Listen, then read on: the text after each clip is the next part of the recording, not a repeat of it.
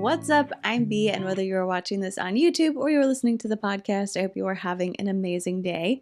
Today, we will be reacting to the ZELPH on the Shelf collaboration with Bethany and Dave Beal. It is called Bethany Beal on Girl Defined, God and the Gays Part 1. So I am assuming that at some point we can anticipate a Part 2 coming out, but for now, this is the only installation that has been released, and there's been quite a bit of chatter about it, especially leading up to this video being posted. Now, I have not watched Sam and Tanner's channel, ZELPH on the Shelf. Sam and Tanner are the two friends who run this channel together. Their description says ex-Mormon BFFs talking deconstruction, good hair, be here now core, queerness, cats, love you. Now, being Mormon, a lot of their videos do tend to center around Mormon-related topics. They've got videos with titles like The LDS Church is the Most Feminist, Actually, Mormon Missions Are Mental Prisons with Alyssa D. Grenfell, How We Deconstructed Mormonism, Mormon Leader Says People Are Leaving for Clout but Secretly Coming Back, stuff like that. And a few months ago, when Paul and Morgan did their 24 Hours With episode with Bethany Beal, a lot of people had some pretty strong reactions to it, and a good portion of those reactions were positive feelings towards some of the sentiments that Dave expressed in that video. This led to Dave and Bethany talking a little bit more openly about where Dave was on his faith journey and about how he wasn't exactly sure what that would look like going forward, and how he was essentially engaging in a form of deconstruction. To what extent, we're not sure, but just him saying, like, I have a lot of doubts and I really, I need to look into them. I need to be free to explore those and figure out what I believe, because I don't feel comfort in Christianity. And so a lot of people were really encouraging to Dave and really kind of giving Bethany some positive feedback, with her giving Dave that space, apparently, from what we've seen on the internet. And Sam and Tanner did talk about the 24 Hours With episode. They were mentioned in Bethany and Dave's follow-up video that they made after the 24 Hours With episode came out. And so this apparently sparked the little embers of a new friendship, which has resulted in this collaboration. Now, some concerns that we have about the collaboration, because like I said, people were talking about it quite a bit before it came out on the Fundy Snark Uncensored subreddit, revolve around essentially kind of giving Bethany a pass because she's nice to you in person. Now, I personally really like the Fundy Snark Uncensored subreddit. I lurk there quite a bit just because I think it's interesting to keep up with everything that's being posted there. But if something's going on and I know that I'm going to cover it on my channel, I really do try not to look at those posts. I try to either not go on the subreddit until I film my video, or I scroll past them. So I don't want to have my opinion swayed or have any preconceived notions about something before I actually react to it, because I just want to make sure that I am reacting authentically and genuinely, and not being like, oh, well, this person said this, so let me make sure I'm looking out for it. I want to make sure that I am just watching it with as open of a mind as I can have and giving my reaction. Regardless of this, some of the general sentiments that I saw leading up to this collaboration coming out were just concerns about Sam and Tanner maybe just going a little bit easy on Bethany and Dave, and maybe not, because I think you can definitely be cordial with somebody and have that conversation. What's the point of Sam and Tanner traveling to Texas and doing this collaboration if they're not going to at least be cordial, right? That's totally fine. But it did seem like there was a sense of, well, now that I've met Bethany in person, she's so sweet. And I just want to say that, it's not hard to be sweet to somebody for a few days. It's not hard to be a gracious host for somebody that you disagree with because they're coming to do a collaboration with you. That's a very easy thing. It is very easy to be nice to somebody because you are in collaboration with them, because they are coming to your house, they're going to film with you, they're going to sit down with you and have this conversation, and it's going to go up on their channel, and you just want to either be nice to them, or you want to come across well to their audience, or for a litany of reasons, whatever your motivation may be. It's not difficult to be nice to somebody for a few days. It's just not. And so if we're judging like the way that Bethany approaches her views, her relationships with other people, the way that she judges other people's actions, it's going to be more accurate of a judgment if we look at her history and the things that she said, and the way that in that 24 Hours With episode that they did with Paul and Morgan, her and Kristen said that they wouldn't apologize for anything that they'd said in the past. Some of the things that they have said have been extremely offensive and bigoted and rude and just inappropriate. Like, there are certain things that they have said that are harmful to people. But we cannot expect a girl to find apology tour. It's not gonna happen. All right. And what does it fix? What does it fix? Right. What does it fix except for appease the haters? Which that's not our goal. No, they want you on the stake after that. They don't like. We It's never will gonna be share enough. how we've grown in steak shame. fire. What is it called? The Oh, steak. no. The grill. They want you gone. Burned at the stake. Yeah, they want you to do what Josh Harris did. They don't just want you to apologize. Yeah. They want you to completely deconstruct and have rainbow flags and do what he's doing. Mm-hmm. So there's We're not doing that. No intentions to deconstruct No, from girl to fine. Not gonna happen. Bethany and Kristen very clearly said in that video that even if their views have evolved in certain areas, they don't apologize for anything that they said in the past, and why should they?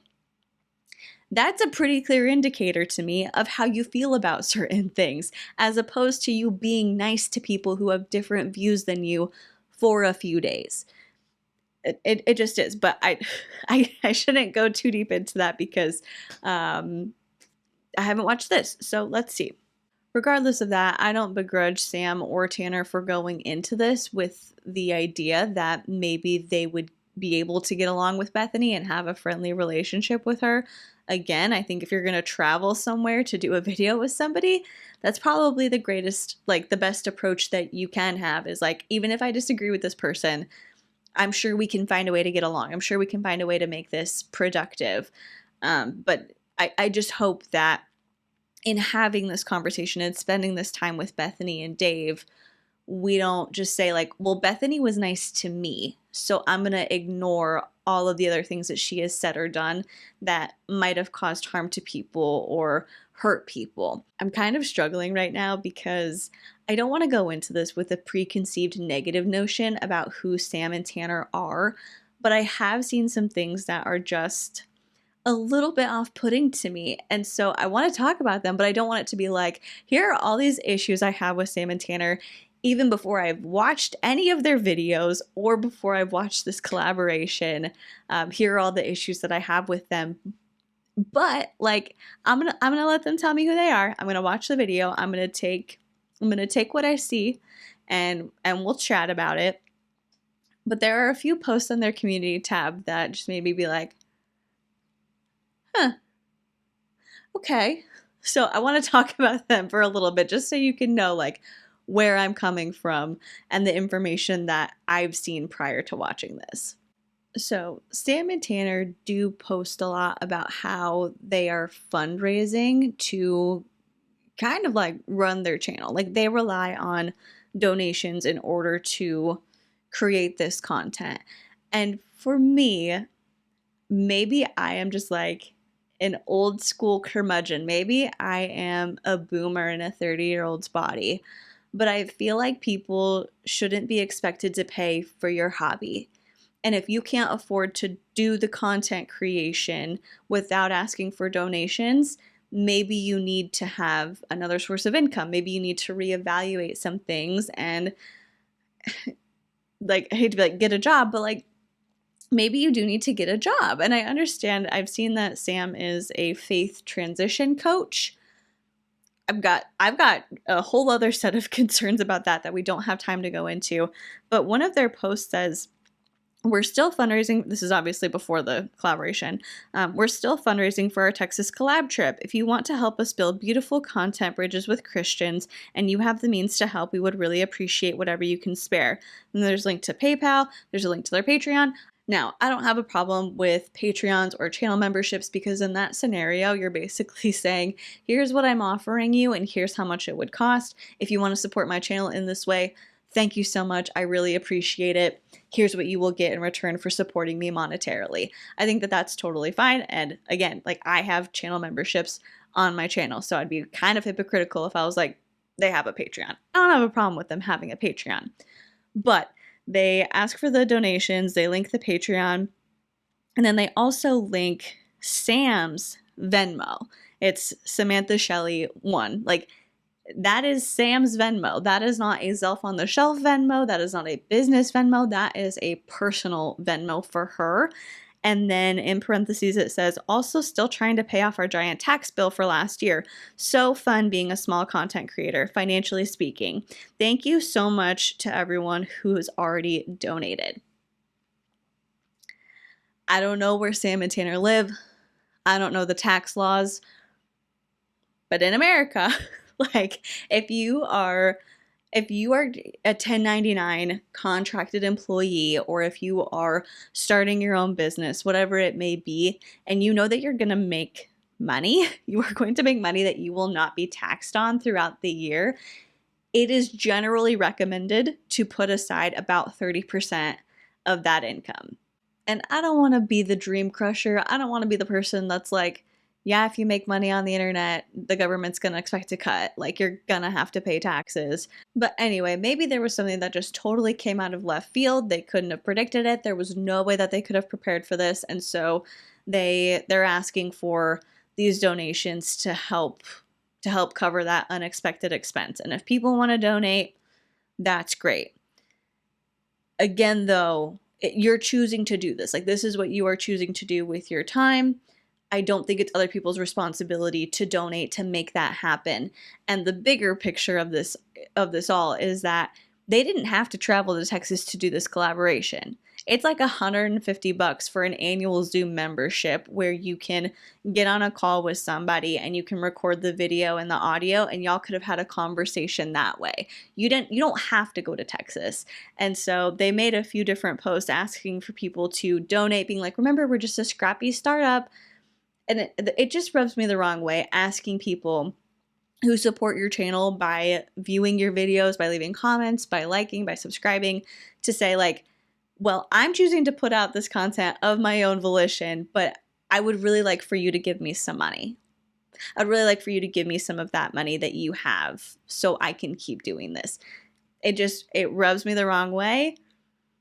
But maybe that's just a me thing. Like that's a B thing that's going on here. I don't know. So anyway, they made that post. Another community tab post right after that was another one talking about relying on monthly donors to be able to keep making content, and we still need lots more to be sustainable. And they plugged the Patreon, donating to PayPal, and then at the bottom it says, or you can send us a Venmo at Samantha Shelley 1, official ZELPH account still pending. If you're a startup, if you're a business, like if you want this to be an official legit thing, why is that still pending? Why is that something that you guys have not done yet? Then the next post right after that is, help us get the equipment we need for our upcoming Texas collab. If you feel so inclined, we're just a scrappy startup and it's an Amazon wish list. Then the next post is them talking about a video that they put up on their Patreon. I think that's great. But the one right after that is what really caught me. I was like, oh, I'm a little bit concerned here. They're doing a Trova trip to Costa Rica. The post says, join us in Costa Rica this September. Singles and couples so welcome. Introvert friendly. It's going to be a lovely time featuring just the right amount of non-extreme activities. And then there's the Trova trip link. And then it says, Costa Rica with ZELPH on the shelf, September 28th through October 4th. Costa Rica's Caribbean coast, the pristine wonders of nature, sea turtles. I think we've made our point. Join us to relax and connect on beautiful beaches, kayak through tranquil waterways, become one with the flora and fauna, and create memories that every single one of us will remember on our deathbeds. And these trips are pretty sketchy in my opinion. This is something that Brittany Dawn was trying to do when she was promoting that Costa Rica trip as well. This one in particular is $2,399, and that does not include your flight. So basically what comes with this is your stay, and potentially having to share a room with somebody, because it says double occupancy in 3-star hotels, limited single rooms available. And then you get your activities. This is 5 included, 1 optional. And then as far as meals go, you get 6 breakfasts, 4 lunches, and 5 dinners. So for me, that seems a little bit pricey, especially if I'm going to be sharing a room with somebody who I might not know. I just have like all kinds of concerns about these sorts of trips. And frankly, the entire concept of this trip just seems a little bit odd to me. I don't know. It makes me uncomfortable. It makes me really uncomfortable to be like, hey, pay this money to come on a trip with me and to get to hang out with me. And as long as enough people put their money into it, I'm going to get to go for free. But congrats, you get to pay to come on a vacation, share a room with somebody that you don't know, and hang out with a bunch of strangers and me. So anyway, the Costa Rica trip, the asking for donations, stuff like that, it makes me a little bit apprehensive regarding their motivation for doing this and also the approach they took into doing this. It's just something that I've noticed, and now I'm like, okay, I'm just going to keep those things in the back of my head. But I love how I was like, I don't want to go in there with a negative preconception of who they are. But here are these negative things that I've noticed. I want you to know where I'm coming from and what information I'm operating with. But anyway, that is more than enough. We're going to do win for the week, and then we will actually get into reacting to this collaboration. If you are new around here, a win for the week is just where you share something positive that happened to you over the past week that you would consider a win. Big or small, whatever it may be, if it made you laugh, if it made you feel grateful, if it brought you joy. If you would consider it a win, I want to hear about it and celebrate with you. My win for the week is finally having blonde back in my hair. I took a little bit of a break from lightening it when I found out that I was pregnant because I was just so tired. I was so tired. And I had a hair appointment the week after I found out I was pregnant, and I was like, I can't, like, just tone it a little bit darker. Like, I just need a minute. So we toned it dark and it was fine. But I feel like I look so pale when my hair is like really dark. And so I had an appointment yesterday. We lightened it up a little bit. I'm happy with it. That is my win for the week, and I cannot wait to hear yours and celebrate with you. If you are watching this on YouTube, you can leave it in the comment section down below, and if you are listening to the podcast on Spotify, you can leave it in the Q&A for this particular episode. Without any further ado, let's get into the collab. Also, we're off to a great start today. Just a heads up, I was like checking the audio before I started filming, and it seems like the audio, at least in the first minute or so of the video, is a little bit off. So I'm not sure if it's going to be like that throughout the entire video or what, but if it is off throughout the entire video, I'll see what I can do when I'm editing just to make it so it isn't too much of a strain to try and kind of hear and determine what they're saying. This year's the first year I've ever like really even come face to face with the idea of like, oh, there may come a day, and like, who knows, in the future, it could be even like the near future, where like Girl Defined either has a drastic change or kind of like comes to the end of its existence as it's been known. It's just like if Davey grew up and he were like, I'm gay. It's like, literally to me, I'm not gonna, I'm like, I love you. Come in my home. Come, bring your person with you. Like, this weekend will absolutely change how I view people because I'm spending time with people who are different than me. Are we doing this? Yeah. Is this? Okay, we've got a few little sprinkles of like, this is what's coming up. This is what you can expect. I'm interested to hear the combo. Second time, except I feel better this time. I didn't even need push-ups or anything. No. We did our delts before. Yeah, I'm still on a high from the fence work we did. We're here in wow. Texas with Bethany and Dave Beal. If you're listening, they just showed a clip of Tanner and Dave. I don't even know what that's called. They were up against the fence, but then they were doing handstands, and like doing push-ups while in the handstand. Interesting. Who I don't think need any introduction. How is you two everyone doing? doing? How are you doing? Well, the Thursday night, I got like no sleep because we went to bed late, and then I was just like up tossing and turning, and so I was like literally so exhausted yesterday. I wanted to like crawl under a rock and like sleep forever. And like my stomach, like you know when like, you don't sleep, your like stomach just gets sick. So I had I literally couldn't like hardly eat yesterday because my stomach was so sick. So I got better sleep last night. Can I just say that didn't really show at all yesterday? You were so like You were very bright stressed. and lovely and Vivacious. just with us and everything. Still managed to feed birds out of your Yeah. hand. Offer us bars. What do you do on your good days? Fully rested. I'm feeling right now. I think I'm feeling the best I've felt all weekend. Oh. So I'm feeling really good.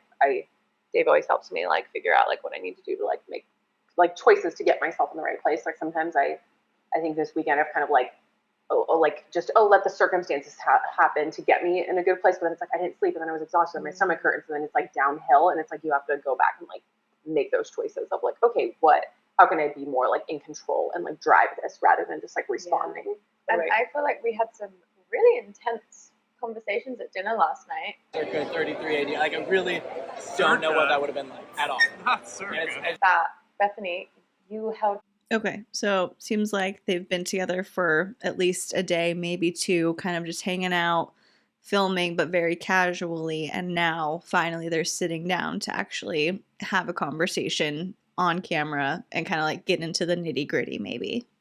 So much space for. You're very sweet. Like the level of, again, I said yesterday in the video, I feel like I could say anything and it would be safe. The blue dress, gold dress conversation didn't end in fist fights, which was We're amazing. still here together. I felt really bad at dinner. I was almost like, I might have to go home. Like, Really? I was like, I might have to like get a ride back or something. I felt like so sick. I just felt like really, my stomach was like trash. I like couldn't, like I like 3 bites of my salad. I was just like, ugh. But it was a big challenge for me because like honestly, I've been telling Gabe like I haven't like read a lot of the stuff that like y'all have all read like over the past few years, or like listened to a lot of this and stuff. And it's interesting to me, but like I can't speak the language, so it's like it is a challenge to like be a part of something, but that you don't really understand. So you're more like learning and hearing, but not necessarily participating. And so it's like, oh, it's just a challenging personal experience, you know, which is good. Like I want to grow, I want to be challenged and even know how to handle the physical sickness. On a smaller level, like I do relate. Okay, I feel like we kind of got dropped in the middle of a conversation, and I'm just kind of like trying to catch up to what exactly there is going on, if that makes sense. Like I don't feel like this was the beginning of something. I feel like we walked into the room in the middle of a Q&A, right? So from what I can gather on that, Bethany is just talking about maybe being nervous about this collaboration, being like, I'm on the outside of this. Usually I'm used to being in the in-group of all of the people that I choose to surround myself with. And so I'm used to like fitting in and understanding and knowing what's going on. But now I'm with these two people who are deconstructed Mormons and Dave, who's exploring that deconstruction path. And they may have quite a few things in common that Bethany doesn't share with those people. And so for her, it's like, this is a completely new experience to me. This is totally out of my comfort zone. Wow, this is a lot to take in, but I'm glad that she's being open and honest about it and expressing how she really feels. Tanner and Dave are talking. They have a specific like areas of study that I don't really have. I just kind of pick it up through Tanner. Some are like when you're talking about Nicaea. I'm like, what's Nicaea? I've never heard that in my whole life. Nicaea. I was shocked by like y'all too. It was just like you're just an explosion of like, yeah, I feel like we could probably get lost in a word cloud for a few days. Yeah, I enjoy it. We know that there's been a little bit of pushback about, you know, Dave deconstructing, but has there been any like commentary about you meeting with us? Oh, I mean, yeah. It's been very interesting with in-person relationships and online. And that's been challenging to navigate because in person, there have been people who have had very strong opinions in many ways. And it's been very confusing. Like I've come home and like talked to him after like meeting with certain people that I really respect and like meeting with y'all and just even like, this sounds so horrible, but it's like people who don't just think like me, you know, and just whether I should even be doing this, you know? And so it's like super confusing and hard, and like, what am I supposed to do? And I almost go into this mode of like, someone just tell me what the right thing is, you know, but it's like, what? So, I mean, again, I keep mentioning in our other video, I mentioned her, this older woman who's counseling me, and, you know, you would think, because she's like the most Bible, like she's like an ACBC counselor, which is like this form of counseling that's like the, like, very niche, super biblical, just, but she is just so wise, like, just, she's lived many years. And so when I was sharing all of this with her, she was like championing it the most. Aww. And she was so positive and so supportive, and she just has this bigger perspective. She's like, you know, I mean, it's like, she's more like, this is what Jesus did. Like, he didn't just be around people that just thought like him. He was around all sorts of people, and like, he was about loving and showing such kindness and grace. And like, if you can't do that in real life, like, what are you even doing, you know? And so she just reminds me of like the true core values of Christianity. And so it's been confusing with other people being like against stuff like that. And it's like, wait, but we say, like, as Christians, like, we want to be so loving and kind and gracious and like hospitable and having people like in our homes. And like, you know, for us, it would be like the core and like sharing the gospel. But it's like, all of a sudden when it becomes real, like, you're going to have people who are non-believers, you know, like in your home and spending time with them. It's all of a sudden like fearful, like, oh no, but then you might stray or whatever. So you need to just be in your bubble with people. And so with in-person relationships, that's been confusing, but I'm super grateful for this older woman, because I feel like she has such a level-headed, like, central Christian value that, I don't know, has been really. I think Bethany is making a really good point here, talking about how as Christians, a lot of times the conversation is like, love everyone, love your neighbor as yourself. What would Jesus do? Like, yes, we're going to be so loving. And then when it comes time to like put your feet to the fire, it's, whoa, I didn't think I was going to have to love that person. I didn't think I was going to have to extend love to people who think different than me, or people who aren't Christian. Like, oh, hold on here.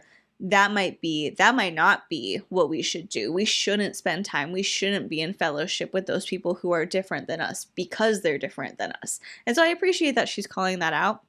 But something that's interesting that could just be in the language she's using, it sounds like not only does Bethany do this, but the people in her life do this.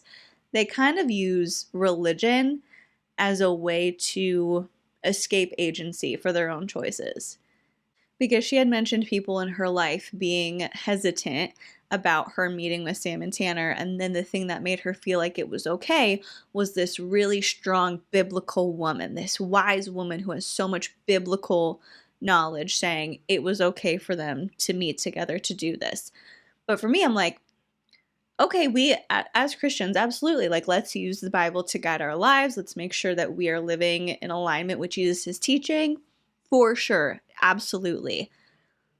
But it seems a little bit short-sighted, I guess, to me, to say that the only reason you may or may not do something is because somebody who has a good amount of biblical knowledge told you it's okay. That's like a way to release any sort of personal responsibility. Like, oh, it's not up to me. It's up to the Bible, as opposed to like, what kind of person do I want to be? What matters to me? What are my values? What are my ethics? What are my morals? Does this align with the kind of person that I want to present myself as? Does this align with the kind of person that I want to be at my core? It's just like, well, this is what a person who's really knowledgeable about the Bible said was okay, so I get to do that, as opposed to just like, well, do I want to do this? Do I want to make this decision? If so, is it detrimental? Is it dangerous? Could I see a concern for it? And then like working through the thought process that way while taking responsibility for your own beliefs and your own actions. And has honestly changed my faith in a lot of ways, to getting back to like that core value of what Christianity is about. I think online people are just mostly confused. I think they think and are wondering, like, if I'm deconstructing with Dave, if I've changed a lot since then. And I don't know. I think we were talking about this at breakfast, just like, well, if you are getting together with people that think differently than you must endorse everything. So like for you, you'd be endorsing everything I think, and I'm endorsing everything you think. And it's like, no, we can actually get together, be extremely different, really respect one another and build friendships while also still really holding our own beliefs. And that's okay. So I haven't really worried about the online discussion as much because there's always conversations online. I think the hardest part has been those more like in-person relationships and just, also like people are just very like curious and even like texting me and wondering and like so it's just been really bizarre, and I think it's really challenged me to evaluate like what is the core of what I believe, and like why is there this almost like pressure to kind of like stay in my bubble, and why do I want to stay in my bubble, and what am I afraid of, you know? So this has been definitely good questions for sure. And again, like something else I agree with in general. Yeah, of course, you can meet with people and you can be kind to them and respect them and have good relationships with them without aligning on everything that you believe. And like having that as an independent conversation, I totally agree with. Like, I am with you here. Bethany comes across very likable when she is, I think, by herself or with Dave, especially when she and Dave are together. She seems to be a lot more open-minded than when she is participating in Girl Defined. But we can't separate the two. We can't say like, well, that's just her job, because she created that job. Like, she and Kristen created Girl Defined together. They are a unit, and she is a representative of that unit, and that unit is representative of her. Whether she wants to explore things and grow and potentially engage in stepping outside of that bubble, that's great. But as long as you're aligned with Girl Defined and Girl Defined continues to put out the type of content that it does, we can't separate you. We have to be like, we have to consider the totality of your internet presence. Additionally, there are things that Bethany has done on her own that are not okay, that I would love for her to discuss. Like, I really would. I would love to hear her talk about and justify like what makes her qualified to teach young Christian women about sex. What gives you the authority to do that? What vetting did you do when you were putting that course together? Because we've talked about it before. I don't need to like go into too much detail on it, but some of the people that you included in that course, not safe people that I would trust with something as intimate and vulnerable as my sex life. Just wouldn't. And then you've got, nope, let's not get off track. We're not going to get off track here. I'm totally up for people being like open and honest and having conversations about sex as a married Christian and what you thought it would be before and the expectations and not knowing certain things and being like, wow, my view on sexuality has really evolved over the years and I want to chat about it. I love that. Let's have an open conversation, but you shouldn't be charging people for it, Beth. Let's be real. Challenging for me because the truth is I am around a lot of people who think just like me, you know, well, then I'm married to someone who's not. But in general, you know, and I'm not, that's not something that I want to necessarily be true for the future. But it can be hard to know how to break out of that. So thanks. It's my breakout moment. This is amazing. Wow. I'm so inspired by you. Is this what you guys wanted? You wanted you sickos? I mean, yeah, but the last few, well, really this, like the last few months, I've found like such a joy and excitement in a way I haven't really ever before of just like my relationships in my family, in my life. So it's particularly Dave and then our two kids, like just the joy of being like present in the moment and the joy of like investing into those and receiving the value from those and the benefit from those relationships. It's like, I mean, this sounds so dumb. Oh no, I'm gonna cry again. I cry so much. This will sound so stupid, but it's like this weekend, like Dave and I have had so much great time together lately that, and I've only been here for like 2 days, but we've just spent so much time together, and it's been such high value time that not having that one-on-one time, even in the last 2 days, has felt so sad. Oh. So I felt like I've missed him so much. But we've been together, but we haven't like been alone, and that sounds so weird, but it's like that's like the quality of our like relationships have just brought so much like meaning and joy and like there's so much life, and it's wonderful. And you know, I just, my desire to do online stuff has like diminished in a lot of ways, and my real in-person relationships have just like exploded.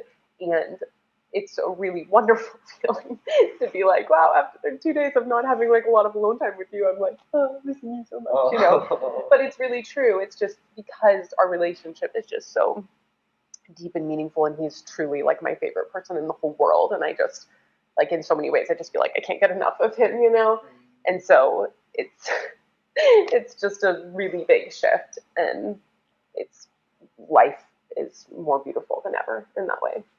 A question that I would like to ponder, and I'd be interested to hear Bethany's thoughts on, is do you think that you feel so deeply for Dave and you are like clinging to him so strong, especially right now, especially as he's publicly speaking about questioning his faith and maybe not being a Christian anymore, and just wanting that closeness with him, like not even just spending time with him and other people, like wanting it to be just the two of you and really relying on him in that way, is because he might have been the first person to make you feel safe to step outside of parents' expectations and societal expectations for yourself. Like, is it because Bethany says, I spent so much time with people who are exactly like me. She grew up in a very rigid family structure with very clear expectations of who she should be and what she should think, and she has followed those expectations into her 30s.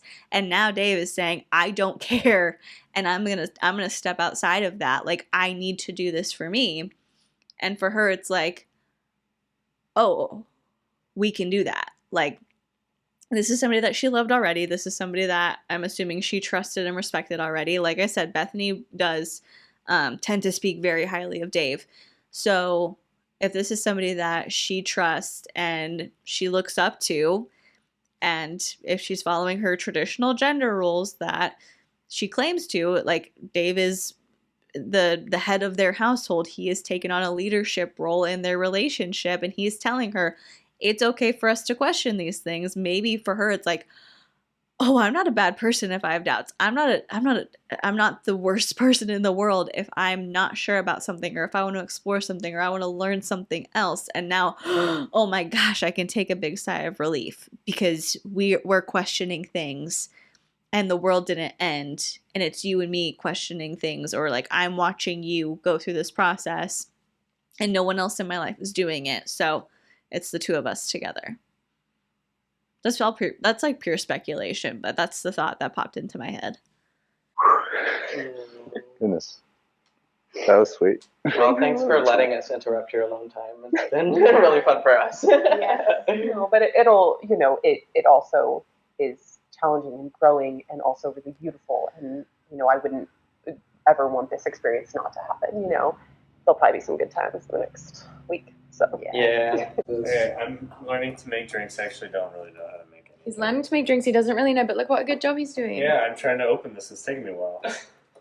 We're making margaritas. You're doing it with integrity, Dave. Some of us are doing most of the work, which is providing very powerful and relevant commentary, which is the most important industry these days. Are you talking about Bethany? What have you? Oh, I'm not doing anything.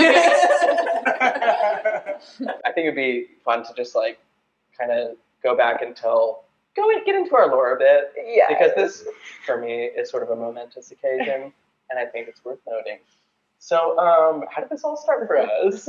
It originally started with us reading a blog post about having a crush on Girl Defines blog like 4 years ago. Seriously? And it was about, and you were literally talking about Dave. Dave wasn't there, so we had no idea. Just briefly mentioned. Yeah, we're going to put clips in. What? Today we're going to be reading from the Girl Defined blog. This first article that I've pulled up is by Bethany. And the article is called Trusting God with Your Guy Crush. So let's just see what we learn. I didn't realize y'all had known about us for that long. Yeah, it was just like kind of a one-off thing. Sam was like, hey, I read this thing, I gotta show you. And I'm like, okay, let's go. We just kind of riffed on it. It wasn't like us like really criticizing or anything. It was just like being silly. And because we were like, we need advice for our crushes, obviously. Of course.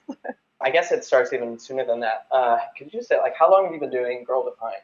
So we've been doing Girl Defined, Not We, Kristen and I, for 10 years, which is crazy.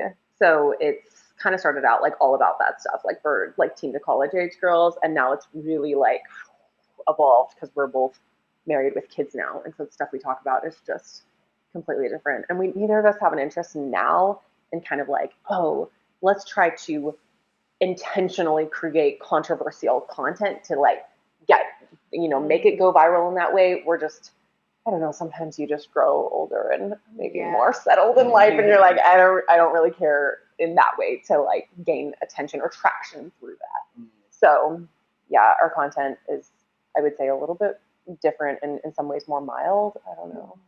We're just getting older. So yeah. Dave goes back to the beginning of Girl Defined and like completely like random, like when we just had like no interest in each other, just like totally friends. There was a video, which one was it? The shoe one? Kristen and I made a video that was basically like, I don't know, something on like the Girl Defined theme. It was like a Girl Defined video. I think we've like taken it off, but this stuff always exists. And it was like we were holding up like a man's shoe and then like a woman's shoe and saying random stuff. Who knows what that goes along with Girl Defined. And Dave, we asked him to create the music because he's a wonderful composer man. So he created it and volunteered his time to that. This was when? So what year was this? This is literally like 8 or 10 years. Like it was late when we 90s. First started. And then shortly after that, when we started blogging, which these are the sorts of posts like that I'm like, I think we've deleted and hopefully they just don't exist anywhere in the world. Yeah, you've got like 500 people. Why? Why do you hope that they don't exist anywhere in the world? Is it because you said things that you no longer believe, but you're not going to apologize for? Or is it because they're like cringy and cheesy because they're from when you first got started? Find them now. This is a topic I'm like, whatever, but this is what it is. So I was writing a post on what guys think about Christian girls with shirts that show cleavage. And so I wanted Christian guys' thoughts. And so Dave was one of the guys that gave his thoughts. It was proto Barbie review. It was probably had some nuance. It was nuanced, yeah. For me at the time, I thought it was kind of progressive or like edgy. Moderate. Like I felt like I was not being the legalist. First of all, I felt flattered, this girl on the internet that I know her family, I know her brother. What did you say? Yeah, she comes and reaches out on Facebook and like, what do you think about cleavage? Literally, it was a Facebook. I was like, feeling like kind of mature about it. I'm going to respond to this. I have several policies about cleavage. Policy number one. Yeah, I was and the gist of it was, I don't have any solid at the time. I don't think it's like a rule like, oh, you shouldn't show cleavage or whatever. But I appreciate it when I don't. Yeah, when I don't have the cleave. At the time, that's what I thought. Leave the cleave. Yeah. It's so, and then a few years after that. So you messaged a boy filled with sexual shame who's like doesn't know what to do with himself, and so it wasn't the best data gathering. Anyway, and then a few years after that, I started having a big crush on Dave. So I asked him. I made sure that he was asked to be a volunteer at our conference, the Girl Defined conference, on the video team with my brother. Yeah. And he did. He volunteered and came, and it was just so wonderful because I was speaking, but then I would like get to run into him in like the snack room and stuff, and I was just like, Trace in the snack room. And then he was super sweet. Then he like spoke at several of the conferences, and it's just what Dave is. Like people love him everywhere. Like any group, anyone who believes whatever, it's like people just love him. So like at the Girl Defined conference, he even did a Q&A one time, and it was like standing ovations because he was a big hit. He just is so good at explaining things and brings such a fresh perspective that is really like so helpful. That's so fun. So you had your eye on Dave, and you're like, we're getting him on board. Oh yeah. And Dave was just like, okay. I was like, girls, okay. Him and my brother Tim. They were like the friends. Cleavage? Well, my official policy is. So then the next year, I think we were like dating. Then when he came to the conference, and then it was like so each year our relationship progressed, and he was at the conference, so it was really sweet because like the girls that came, they were like watching it, so they were just so excited because it was like he was there just friends, and then the next year we were dating or engaged. I don't know what point it was, but I got to like show a picture and stuff from the previous year of him being there and me like liking him, and then the the last time we had the conference, we had Davey, so we got to like bring him up on stage, like our little family, and like the whole progression, like kind of showed the pictures from the years of the conference. It was just, it's like super sweet. And then after we did that, you just stopped having conferences. She got what she needed out. Bye. There's so much work. I love them. I mean, it is too much. It was too much, you know. So it's like, it's a lot of that stuff. It's like you can, like, I could do it all. I could do all of that right now. Like I could, but like at what cost? You know, like it would take away, and just like in so many ways we've both grown in like what we're kind of going through with like his deconstruction journey, and like me learning and like going, like figuring all of this. Well, I don't think that's why the conferences stopped. I think it probably had something to do with COVID.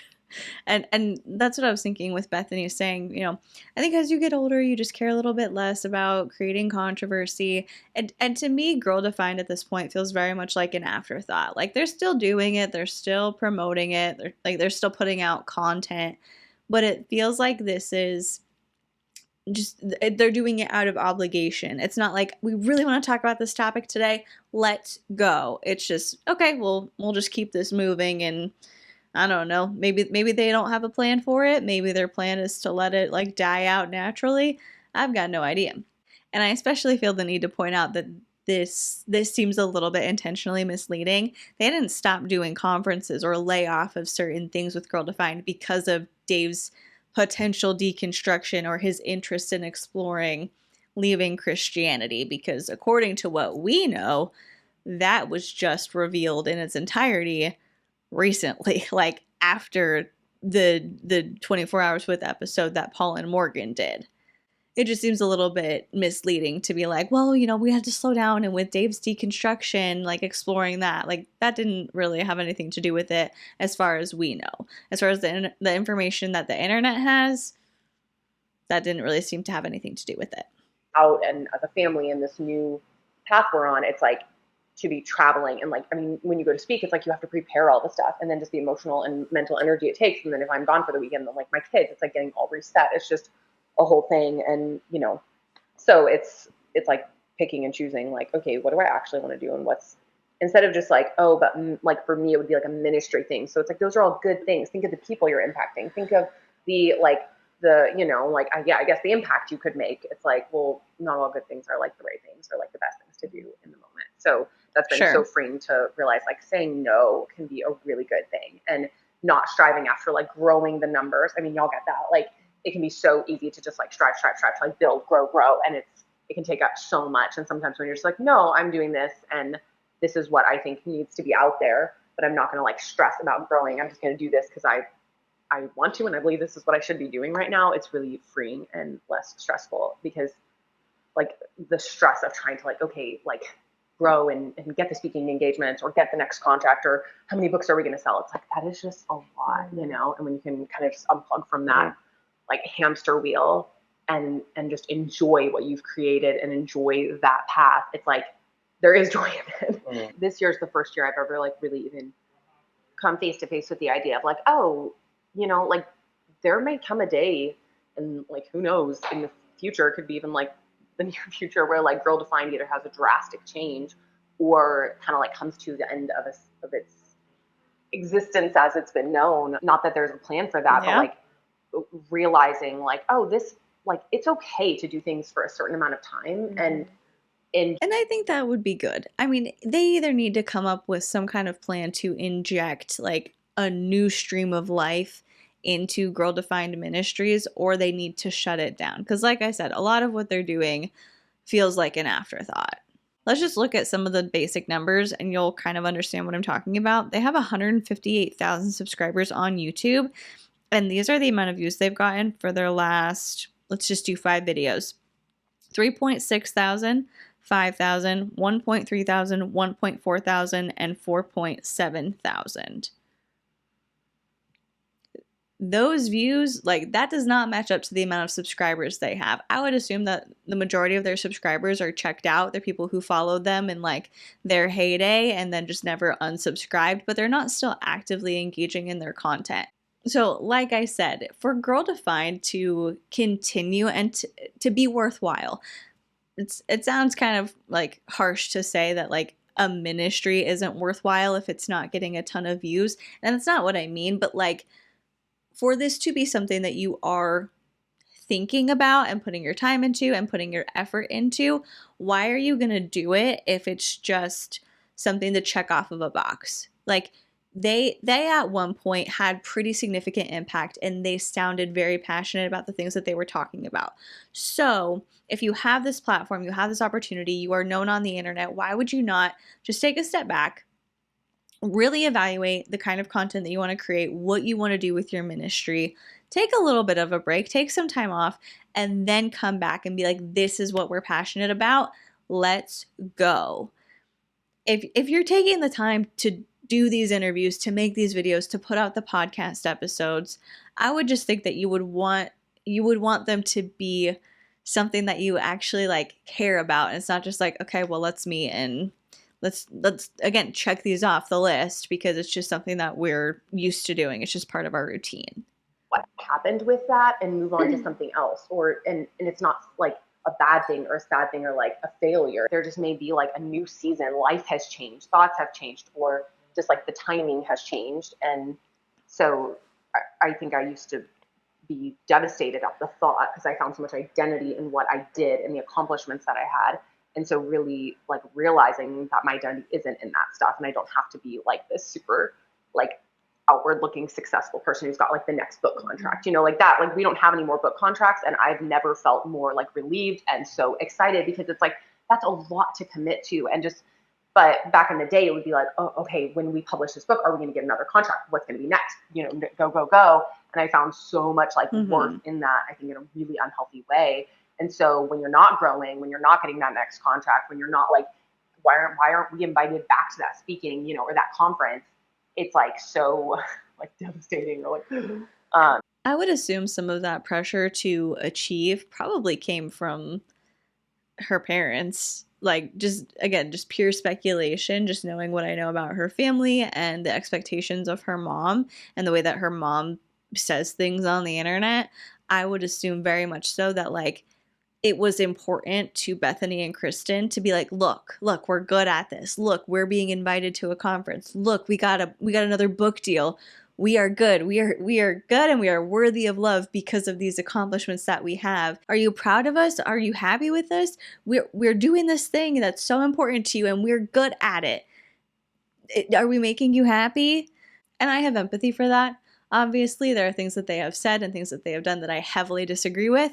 I have critiqued both Bethany and Kristen pretty frequently throughout the history of my channel. And so having empathy for that desire for parental approval doesn't erase any of the critiques that I have given them. But I'm sure that was something that, especially when they were younger, was something that they very much desired to have, was that parental approval. And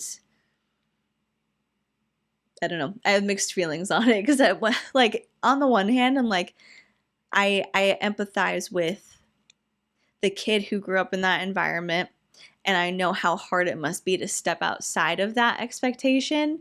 But then on the other hand, I'm like, you're an adult, like you're grown up. When you start like making your own money and making your own choices, it's up to you to decide the kind of person you want to be and the kind of ideas that you want to espouse, and you chose to espouse harmful ideas.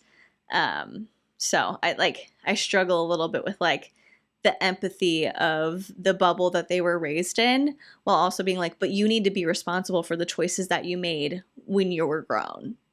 And so just over the years, like really working on where I do find my identity and realizing it's like has nothing to do with that, even though I mentally knew that. It's been so freeing. So I'm so excited for the next year or two because I really think there are some big changes that are going to happen in the online space, in Girl Defined, in our life.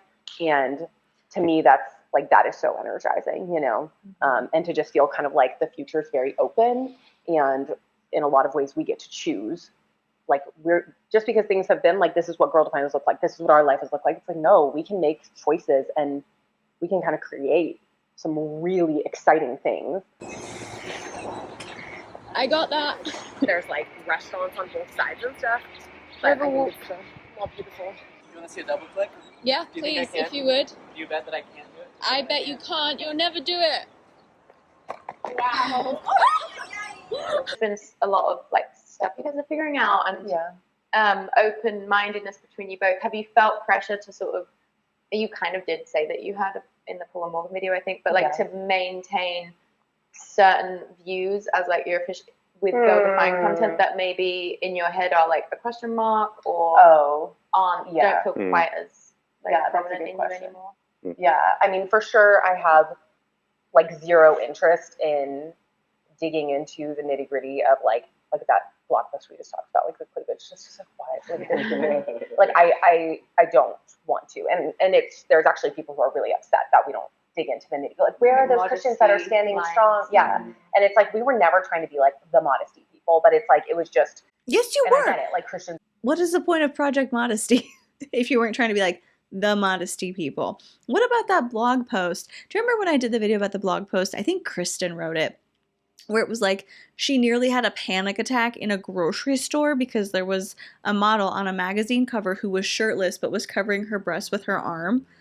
Like, that was a big deal to her. I understand why Bethany would be like, I'm not interested in digging into those trenches of the old posts. Like, we can just ignore them. I don't really care about talking about them. But they mattered to the people who followed you. Like, you can't just say stuff on the internet and be like, I'm not responsible for the impact that this has. Everyone's responsible for themselves, for the kind of content they consume, for, you know, like making sure that they are taking care of themselves and choosing what kind of videos or blog posts or whatever to read.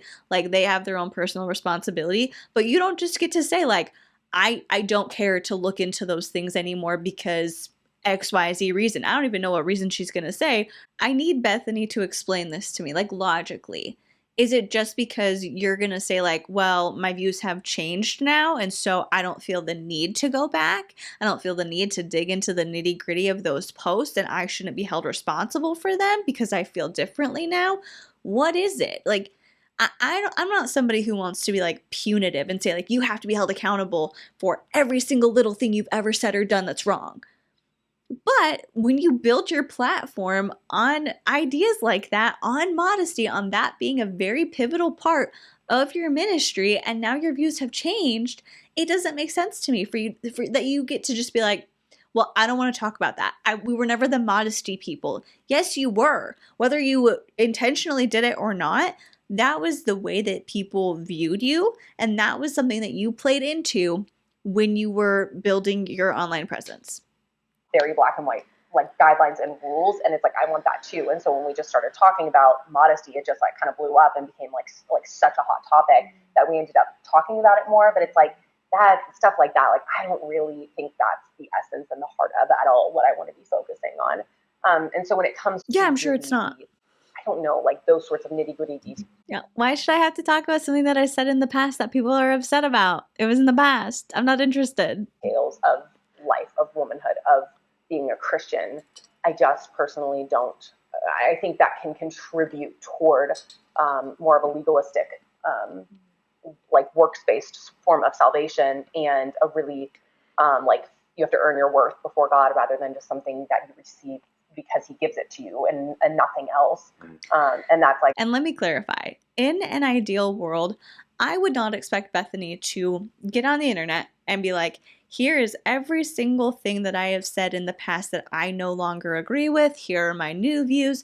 I apologize for this. I apologize for that. I was wrong when I said this. I'm a bad person because I said that. Like, I don't want her to sit here and do like a post-mortem examination of old girl defined posts.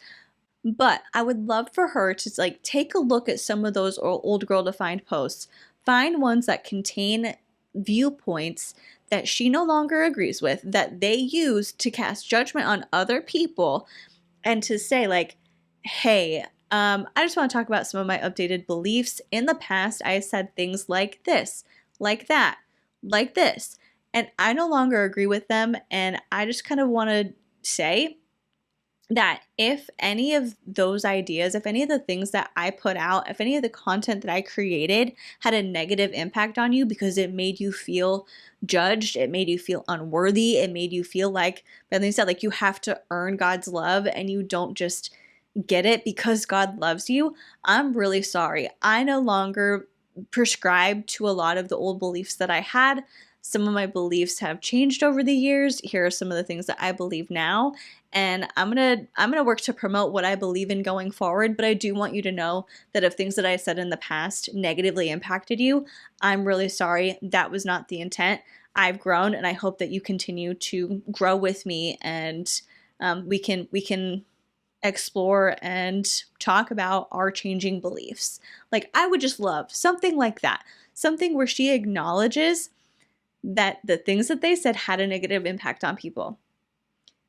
Saying, I'm sorry, I did not mean to hurt you. And then moving forward. Instead of being like, I'm not interested. That's kind of like a screw you. Screw you to my audience. I'm not interested. If something that I said hurt your feelings or it made you feel bad, I don't care. I'm not interested in looking at those things anymore. It's just not something I want to spend my time doing. So, get rocked. Like, that's what it feels like. My own personal growth process. And so I really don't want to contribute toward that. And I think I have for sure in the past. Krista and I, okay, I'm gonna let them like keep talking and actually get like a solid few minutes out. But the other thing is, like, the only reason I'm expecting that out of her is because she's a public figure. If she was just a person, like, living her life and her beliefs had changed, I wouldn't expect her to, like, go find people that she'd interacted with in the past and been like, hey, I'm really sorry I judged you for this. Like, I wouldn't hold her to that standard of going back to her old beliefs and apologizing, like, making it a point to differentiate what she used to believe, what she believes now, and being like, I'm really sorry. Because we've all been like crappy. We've all judged people. We all have had, hopefully, I hope we've all had beliefs that we used to hold that we realized were not what we truly believed. Like, we're harmful to other people and they're not what we believed, and our beliefs and our viewpoints have changed, and we don't want to cause harm with any of the things that we say or do. Like, I would hope that most of us have the capability to be like, oh, when I was young and dumb, this is what I thought. I think differently now, you know? So I wouldn't expect Bethany, if she were just a person who didn't have an internet presence like she does, to like go through and take a flogging for stuff that she's said in the past or like judgments that she's made, right? But it's because you built a ministry. Like, you guys built your online platform on those old beliefs. And now some of them you apparently don't believe in, but instead of thoughtfully considering the things that you said and the impact they may have had, you just say, well, I don't care to talk about those. Kind of not cool.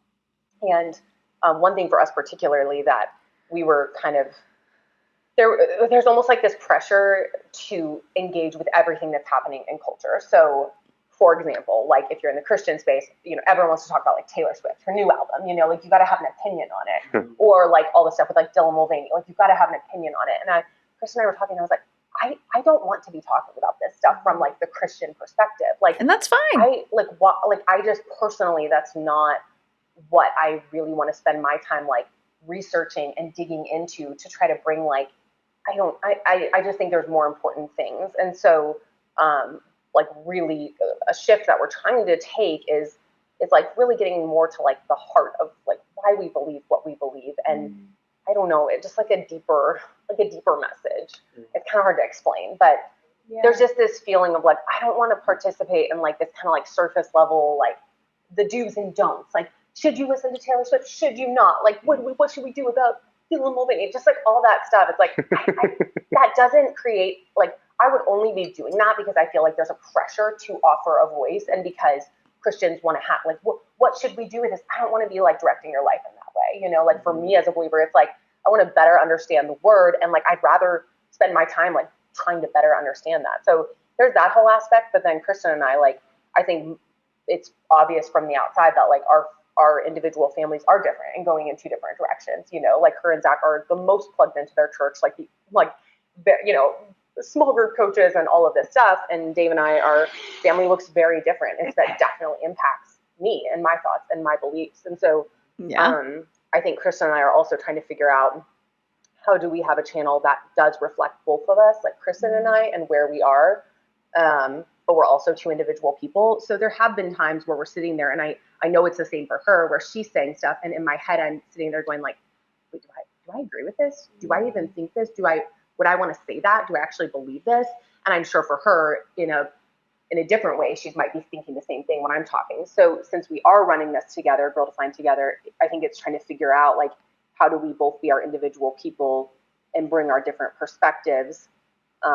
And so I think that's kind of the direction we have to go. Like, this is more her perspective and this is more my perspective, not our perspective, because we don't share the same perspective on everything like we used to. Yeah, there is kind of pressure to be really aligned. I mean, especially because it's defined, like, that's something I'm trying to be a bit better about, is like, sometimes I'll be like, we think this about me and we don't even have as like much of a intertwinement necessarily, because we don't have like a shared religion or something or family like that. But I'm trying to just use I statements for a bit. It's not a big deal, but just like little moments where I notice, like, I'm almost like being like, this is what we think, and it's like a lot of the time I do know that that's what we think, so we talk all the time.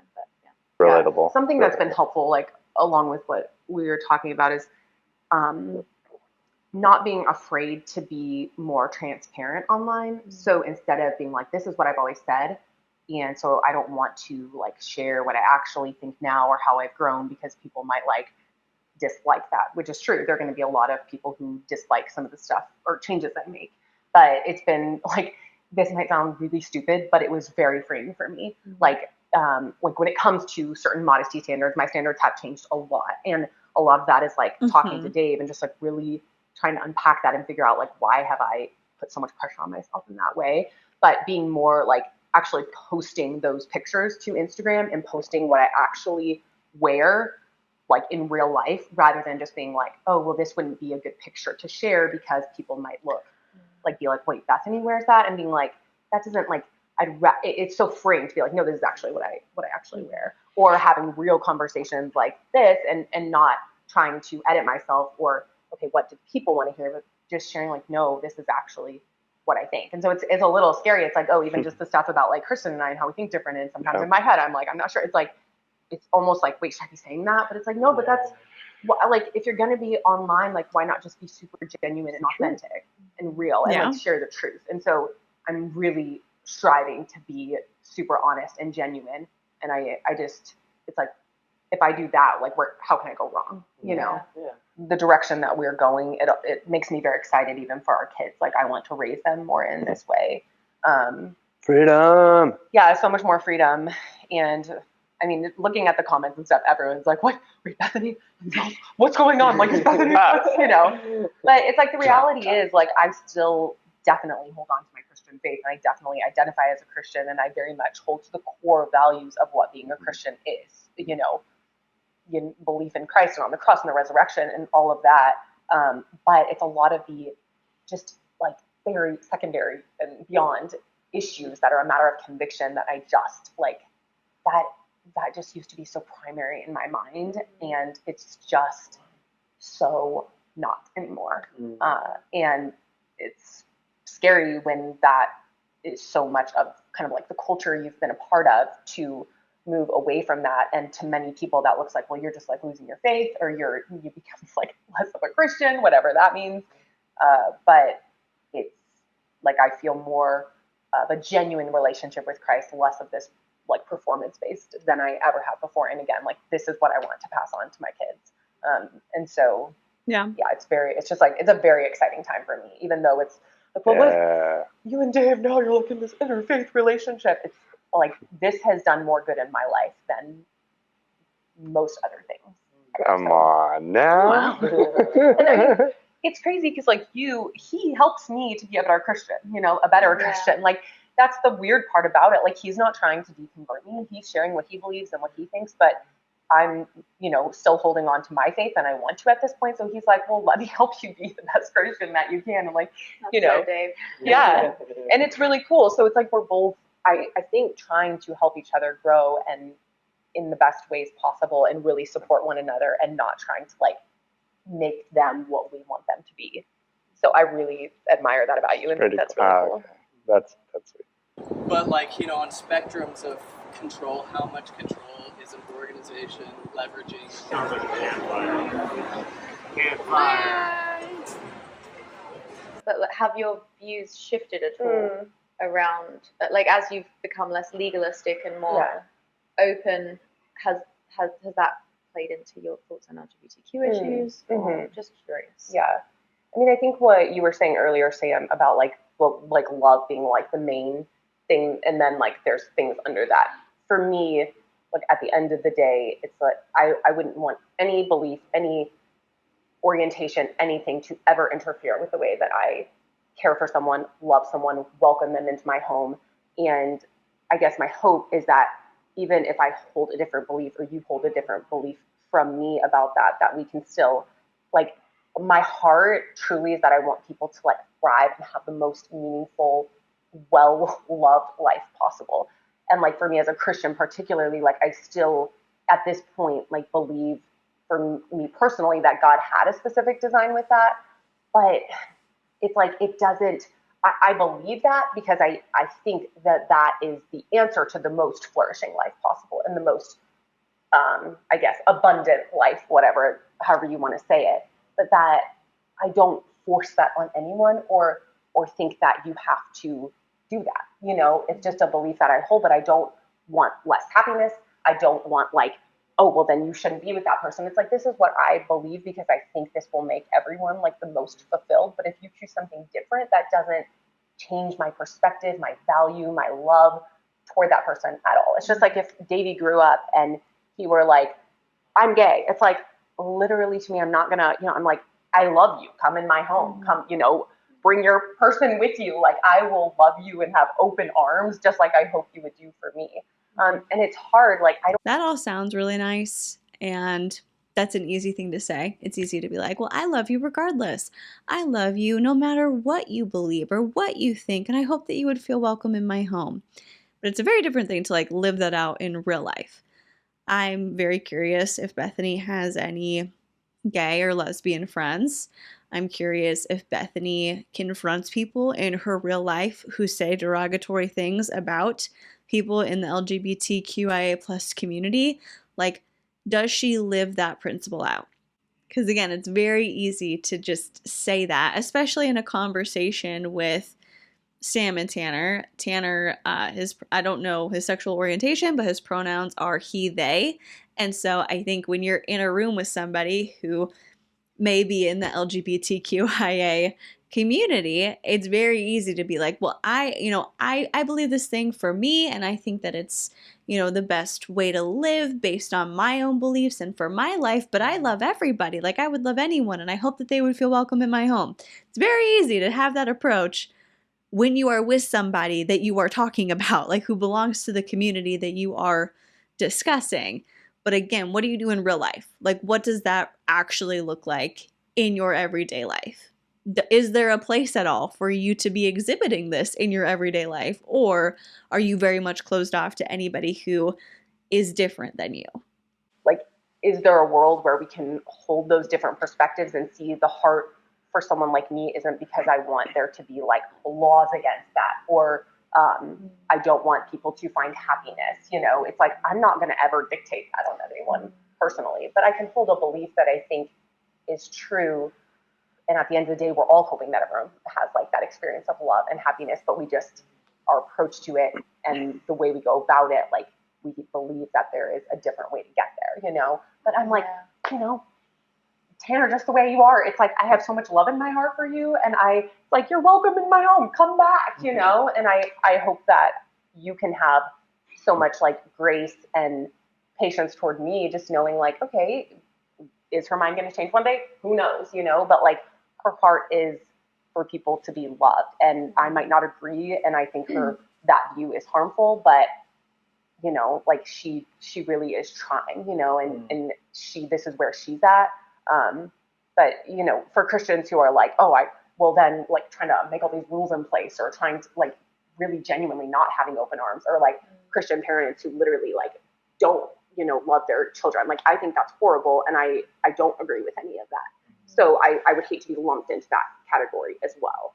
I understand what you're saying, and I relate to that because when I was LDS, it was the same thing. Like, I believed marriage was between a man and a woman, and it wasn't from this place of hating gay people. Like, I had a gay best friend growing up. Like, I grew up with completely secular, no issues with any of that. But while Mormon, it was just that, like, I have this belief in my belief system is such that I believe the way a person can flourish. I actually don't know what you tell me what your like type of Christianity believes, but it was like, if someone is gay, they should be celibate, and that's how they'll flourish the most in life. Mm-hmm. Which I obviously now don't believe, but it did come from this place of, like, as in according to my belief system, that's what it is. That's loving, because I genuinely believe they will flourish more. If they don't act upon being gay. Is that how?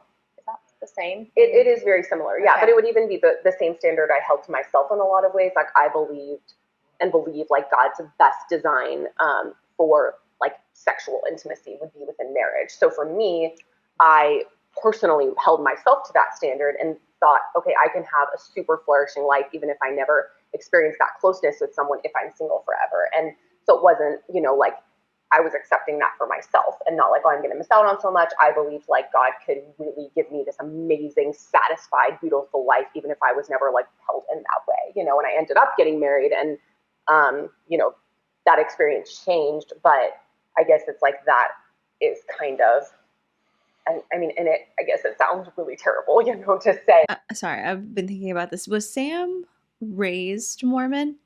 If anybody is like a longtime watcher and my little preface to the reaction didn't cause you to turn off the video, can you let me know? Because I'm curious, because it sounded like she said something along the lines of like not being raised Mormon or before she became Mormon. What was her exact words? Yeah, so she says, and it wasn't from this place of hating gay people. Like, I had a gay best friend growing up. Like, I grew up with, completely secular. No issues with any of that. So I'm just interested to know when she became Mormon or what the story is behind that. I'm sure she's talked about it on her channel. So if you know, please let me know. I want someone to be like, held by another or whatever, but it's like, it's not that. Like, I don't not want them to, it's like, I'm not saying I hope you're never held. Like, no, that's not what I'm saying at all. Like, and so you can put those like words onto it and like twist the way like maybe a Christian like me believes, but it's like, no, that's not what I want for you. Like, I do want you to be like loved and experience the most life possible. But I just kind of think there is like a structure that God created that gives you that, I do get the sense that you are, especially at this point, not out here trying to like enforce your opinions about other people's lives onto them. Like, you seem like someone that's like in your own lane, and like both of you are very like looking at yourselves constantly and like, what's right for me. You don't seem like someone that's like, you're not out writing the legislation and you have that belief, but it's I guess it's like you're not trying to thrust it on anyone else. You're not trying to tell someone else, this is what you should do with your life. For sure. It's just like, I believe at this moment in time. I mean, I feel like in so many ways for Christians and non, it's like, it's kind of become like this central thing. I mean, she has in the past, though. Like, they did an article on Girl Defined talking about how there are Christians who struggle with same-sex attraction, and even though that might be what you want, it's not what's right, and you should not engage in that same-sex attraction because it's not what God would want for your life. Like, they literally put out a blog post talking about that, and in that blog post they said, like, you're struggling with that just like I struggle with other sins, but the most important thing is that we make sure we don't give into those sins. So it's not just, this is what I think for my life. It's, if you're experiencing same-sex attraction, you shouldn't act on it. And here are some people who are Christian who used to struggle with same-sex attraction, and maybe some of them thought it was okay, but they realized that it wasn't. In their article about this, they included a quote from Nick Rohn, and it says, quote, "Experiencing a specific same-sex attraction is not necessarily a sin. Let's say that I experience an attraction to another man. I don't go looking for it, but it rises up spontaneously within me. At this point, my attraction falls into the category of temptation, and I can do one of two things. I can fight the desire in the same manner that anyone who is tempted with pride, jealousy, or fear would, and kill it before I sin, or I can follow the desire into lust of the mind and eventually the flesh, which is a volitional sin." End quote. So I don't really know why Sam would say that, why she would say, you know, it seems like you're in your own lane and you're not trying to tell anybody else what to do. Maybe there was like a layer of tension in the room with them, and she's trying to kind of give Bethany an out to make her look a little bit better. Or maybe she hasn't kept up with certain things that closely. I don't know. But I mean, Bethany and Kristen and Girl Defined do tell people what to do. You know, they've got the book Girl Defined, which is all about being a girl defined by God and telling you what not to focus on and what not to do and what they think you should do instead. So that was just an odd take from her, I guess. You know, and in some ways I would like to, like with what we're doing, like focus more on like just people as a whole and less on like, you know, all of that, like, you know, all these, I don't know, just like who they can be with or what they should be doing or not doing. It's like what you're wearing, what you're eating, exactly. It's like it all kind of is in that same boat to me. Like I think I am a way better off Christian if I'm focusing just more on like genuinely like inviting people into my home or building relationships and extending like true, genuine love without being afraid. Like for me, this has been a challenge this weekend of like, okay, like I know I might have some viewpoints that are different than the three of y'all, and I don't want to be like my certain viewpoints might change in the future. I don't know, but like right now, I should be honest about what I think right now, and not try to change that to not offend or to be like, well, now they're not going to like me, or people on the internet might get mad. It's like, if I'm going to do that, like I'm not being genuine and I'm not being real, and I want y'all to see the realest version of me and either accept that or not, you know. And so even this conversation, it's like, I know that's super touchy and I know that it can be taken a million different ways, and would I rather not talk about it? Probably, you know, but it's like, if we're not going to have a conversation like that amongst us, like it's always going to stay one side and like the other, you know. I hear like the cognitive humility in the way that you talk about it. Like, I mean, I think it's good for all of us to be like, my beliefs on anything could change at any point. And the way you're talking about it is like a big departure from perhaps the way you've talked about it in the past, or the way, you know, like really hardline people online in Christian camps might talk about it. Like, I guess I'm just saying I respect the way you even talk about your beliefs and like the caveats I'm hearing within. Like I see a lot of cognitive humility in that, and I do. And trying to hold a lot for yourself and for others, and recognizing that there's things you don't know. We all like, that's something we have to all be able to do all the time. Well, and even like if I like looking more at Jesus and like the Gospels and stuff, and just like what like sometimes I think that as like for me at least as a Christian, I've like really honed in on like the don't do these things, don't do these things, and like really genuinely have missed a lot of like the grace and love and compassion that Jesus extended in so many ways. And I think it's more of like this righteousness complex, or I don't know what, like I gotta hold all these, you know, and it's like, I think I've been afraid of grace. I think I've been afraid of like really loving people without it being like, no, love has to be calm to repentance, you know? Love always has to be tough. Make it tough. I don't share the same assumptions right now. And I'm not saying that I have landed, but I'm a lot more comfortable to celebrate people's, you know, what they identify as, especially adults, what they choose to, you know, how they choose to think about gender, how they choose to think about their own sexuality, who they're sleeping with. It's like in general, my emotional propensity or my emotional preference is just acceptance. You do you, like, don't harm people. Don't harm other people, consenting adults, that sort of thing. So Sure. man and man, many men, many women together. It's like, whatever. Like, I don't, if I come back to some sort of form of Christianity and I, again, start to assume those, okay, God has designed this and this is how it's supposed to look, then that view could change. But right now I don't have that assumption. So it becomes, all that to say, I understand Bethany's point of view, and I don't just think, oh, that's so crazy. Who could ever do that? That's just so blatantly harmful, and I can't understand why that's not, why anybody would hold that. I do understand why I understand in a lot of cases why many well-meaning Christians throughout church history have held those beliefs and assumptions and conclusions that follow from those assumptions. The harm principle goes something like, you should be free to do whatever you want. You're an adult, do whatever you want, as long as you don't bring harm upon another person. The problem is that harm is going to be defined differently by plenty of people depending on what you think human nature is. And some philosophers would argue you can't figure out what human nature is unless you know what human beings are for. So the one philosopher used the picture of a watch. If you take a watch, how do I know this is a good watch or not?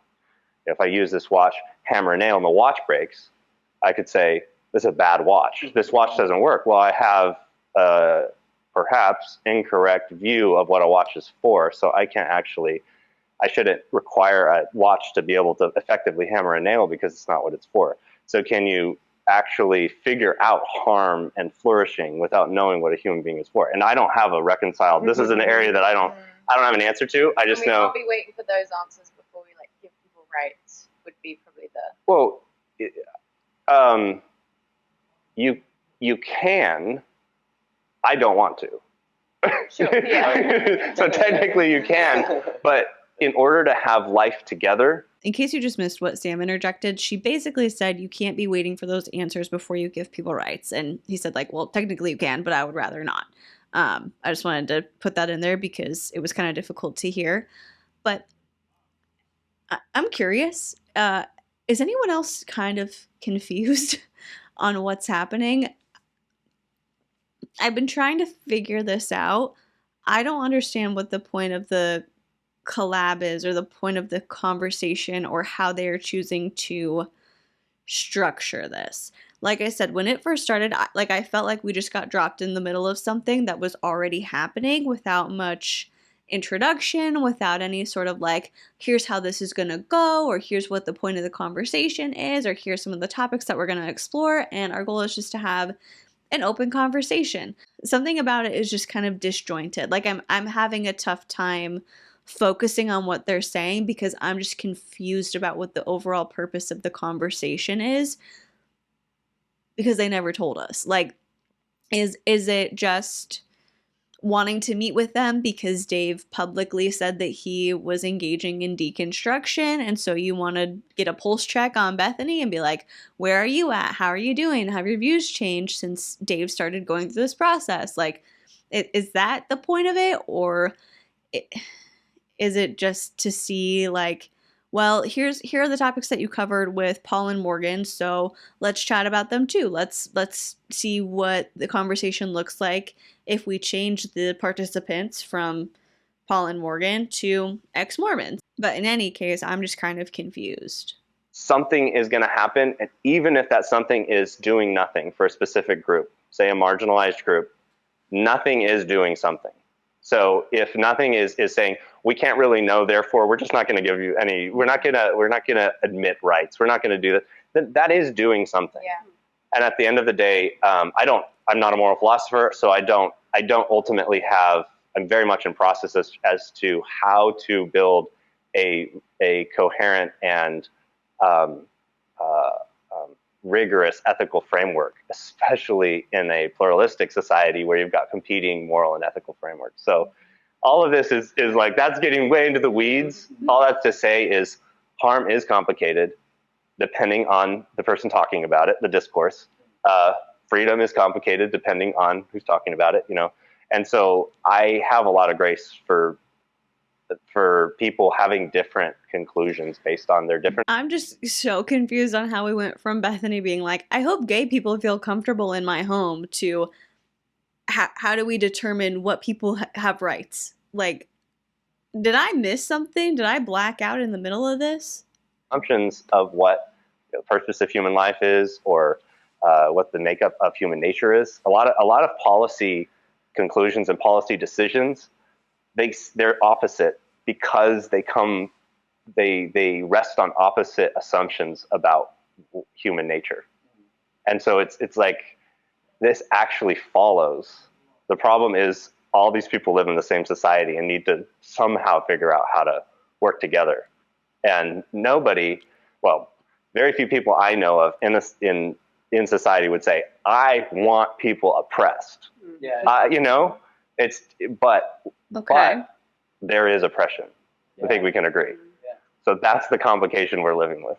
And as much as everyone's harm is, we all have different ideas about harm, but I see you both as people that would be very willing to listen to someone talk about their suffering, or for sure, because we gotta like all listen to each other in society with regards to harm, and like there are certain issues where for us it can be like an intellectual theoretical exercise that for other people is like a lived reality of deep suffering. And I do see you both as people that would be willing to listen to that, which is, I think, what it takes. Yeah, that's when that happens for me. That's typically when I have mental chaos. Is when somebody like shares an experience, or I hear some experience and I'm like, it doesn't fit my categories, and now I'm questioning not just the hyperlogical. Right. Yeah, 100%. That's a really good reminder to me too, because that's like both methods contain deep value and intelligence and wisdom. It's not like I'm saying masculine and feminine just as like sure. No one speaks those words, but yeah. Sometimes I find it difficult to reconcile that landing lived experience way of seeing, that lands on an emotional empathic level over against a theoretical framework of how can we have fairness for everyone, and how can all the boxes be coherently checked. I appreciate you guys answering that, and because again, I want to understand where you specifically, not just Christians intersecting in you, but like you personally believe about these things. And it's like a issue, of course, that's like super, super near and dear to my heart. And having been like not just Christian or Mormon and being like, that's not God's way, I was like genuinely homophobic, to the phobia being like an irrational fear of homosexuality, of being like, this is going to cause the degradation of America, like kids are all just going to become gay and we're not going to be able to reproduce, there's not going to be any more kids, like the world is just going to implode. And that's a phobia, because there's like, even if gay people wanted to, like, it's just not going to happen. There's like, there's always going to be straight people too. Like, it's just not going to happen. I was going through my journal recently, and I've written about this incident in high school where we were like playing a game and some guy like got like handsy and physical with me, and I was like, you homo. And a girl called me out and she was like, that is homophobic. You can't say that. And I was like, it's not homophobic. He was coming at me and I was just telling him, don't like be gay at me. And she was like, And I wrote in my journal, like, maybe we'll talk about it when she can be more rational. So, going from that to then just literally just meeting gay people and befriending gay people, and at a time when it was not okay to be gay, and and still in like a religious context, and seeing their wrestle with that, and seeing all the phobia that's being leveraged at them, the scapegoating that's happening, just opened my heart. And I had to kind of adopt what you were saying, where it's like, oh, like I've been really like black and white about this thing, and I haven't even taken the time to know what that experience would be like for that person. I've just shut them down. You're bad. You're doing this thing that's evil. You're trying to corrupt the world. But it's like, what are you going through?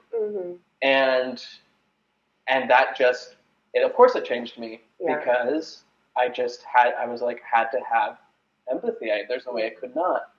And then leaving the church and like understanding that aspect of myself and living an openly queer life and seeing the way that it's not, to me, it's not like a dysfunction, it's not a mistake or a flaw, it's just a feature. And for me, a feature that brings so much beauty and love and creativity and is like central to so much about what is like deeply meaningful and beautiful in my life.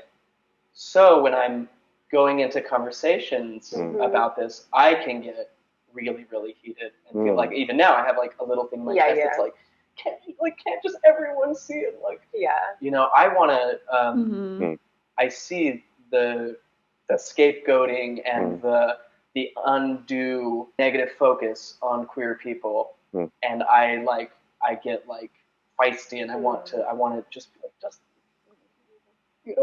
do exactly what you said. Just get to know people, please. Just like get to know us, talk to us. Like, I promise we're not evil. We're not like trying to destroy America or whatever. Like, and so I feel that all very deeply.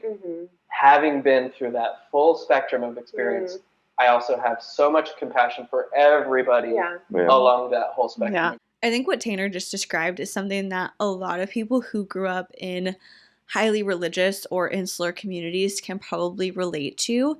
And in this instance, talking about being gay or the existence of gay people, if you're taught that thing is wrong, that being gay is wrong, that same-sex attraction is wrong, and that's all you hear growing up, then it's like, okay, well, that's like, you told me that tracks, I'm on board with it, that's my opinion too. Because you're around people who all have the same belief as you. Then, let's say you go to like public school, or you graduate and you go to college, or if you're in a small town, you move somewhere else, like whatever it may be, whatever it is that exposes you to somebody who's not a part of that insular community, and you meet somebody who is gay or lesbian or they're trans, whatever it may be, and you get to know them and you're like, hold on, it's not so easy for me to hold the opinion that I had before, which was you're wrong and bad, and I need to tell you how wrong and bad you are because I know you and I like you.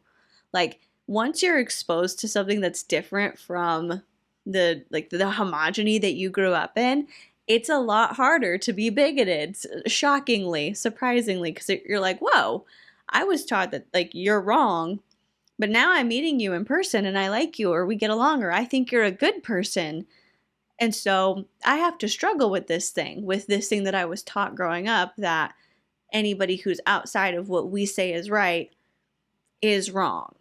I appreciate Tanner sharing his experience and kind of taking us on the abridged version of going from vocally homophobic to a member of the queer community. And I think it's really valuable to kind of hear that perspective, especially for people who may be in Bethany's audience and maybe just haven't thought about that. Maybe they are still in an insular spot, and so they haven't had to confront what their beliefs look like in the real world. And so, when someone's like, how could you dare meet, like, I would never meet these people in the middle. I'm like, I'm so glad that somebody met me in the middle. I'm so glad. Even, if I didn't turn out queer or whatever, I'm just glad that I had, because being able to connect on a human heart level was so meaningful and beautifying to me that experience alone was justified that, Yeah. And so, I guess I'm just trying to explain the multiplicity of feelings that I have going into these types of conversation. And I appreciate your openness and authenticity about that. And I do think it's important to be able to talk about it without just, reverting back to our echo chambers. And I think even if people are very even the people that aren't even able to meet in the middle and are really low down, I feel like there's kind of a view often that we shouldn't have too much compassion for them, because the view is so harmful that we shouldn't, that it's enabling to have too much empathy for them. But I think we both understand how when you are in that space, not that it's all about you, but it's there is unbeknownst to you, often like deep suffering accompanying that, because I feel like Alok talks about this a lot, but it's like what you're demonizing in others, you're demonizing in yourself, and so the permission you don't feel able to grant to others is permission that you aren't able to give to yourself, and there's a deep grief in that people aren't even necessarily aware of yet. And you know, it doesn't, I'm not just saying like if they're gay, but you know, like gender expression being a good example of like there's ways we've all been sort of like put in a box because of gender stereotypes and have suffered because of it and have been limited in our, you know, ability to fully express our humanity in a lot of cases. So yeah, it's kind of like the, you know, strict patriarchy hurts men too, because it's Yes. like you have to be this ideal thing, and if you're not that, you're less than, you're unworthy, da da da da. Yeah, so it's like, it's not even that it's like, oh, now they can meet in the middle, now people deserve, it's like I truly do think people deserve compassion at every single stage, because, and again, that's not to like diminish the fact that people on various points in the spectrum may be like participating in harm and like perpetuating it. We can hold space like that, we can hold that too, but I don't think that has to take away from that. That's incredible. No, because I'm in this video, there will be like a whole set of people that watch it that might not normally watch ZELPH videos. So I'm just curious specifically from you, Tanner, people like me, people that are maybe even more extreme than me, like what, like for your voice right now, like what would you want them to know? Like you're saying, let's have those conversations, let's talk about it. I think it's like such a perfect time for you to share, like, hey, like as a queer person and like that wrestling, like this is what I want you to know about like me, and this is what I want to share, because I think like I can benefit from that, and I know the whole group of people that are coming for the first time, I think it could be really helpful. Well, I think most of us have a desire to be like witnessed, like deeply witnessed for who we are and for how we see ourselves, and not just to have like things projected onto us. Exactly. And so like, you know, this weekend, for instance, kind of, you know, itches that craving for me of just like wanting to be seen in my wholeness. And of course, you're not seeing my day to day. You're not seeing me with my partners or whatever. You're just seeing me as just like a normal person sitting in a living room having a conversation. And I think like that needs to be just like, you know, item number one is like humanizing each other. Should you have a really hard opinion about gay people if you're not interacting with gay people? Can you like speak really divisively about trans person if you've never talked to a trans person about what their experience is like and what growing up trans is like and what you know, wrestling with the political thing now, like this stuff, like, you know, Utah just passed a thing that's like trans people aren't allowed to use these, you know, federal or government bathrooms. And it's like, is this what we need to be focusing on? And like, as a trans person, it's like, why is the power of the state that could be, you know, feeding the hungry, clothing the naked, liberating the captive, doing the things that Jesus actually talked about? Because Jesus never said one word about gay people or trans people.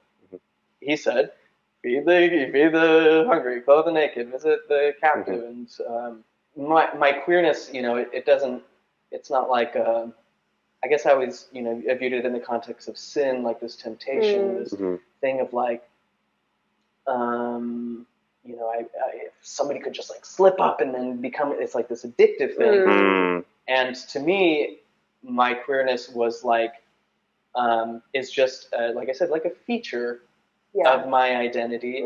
And when that was squashed down, the image that always comes to my head is this like kink hose. Like I wasn't able to be my full self, kind of like what we were talking about with like masking, where, you know, you might feel like the urge to be like, or like, but because we're like, no, this is normal, I'm just going to be normal, you end up like holding this tension. And then you're not loose and natural. And like me, I wasn't as loving because my body didn't exist in a state where I could fully love, because I couldn't fully love myself, because there was this aspect that was always like, had to be ignored, had to be shoved down. But when I just like accepted it and loved it, I became like much more at ease in my own body. And now I feel like, because I'm in ease in my own body, I can offer that ease to others as a gift, where I don't have to be upset at them or like, you know, feel that like, how am I going to be perceived, or is thing that's part of me going to like come out and reveal itself, and they're going to judge me. It's just like, I'm just here. Yeah.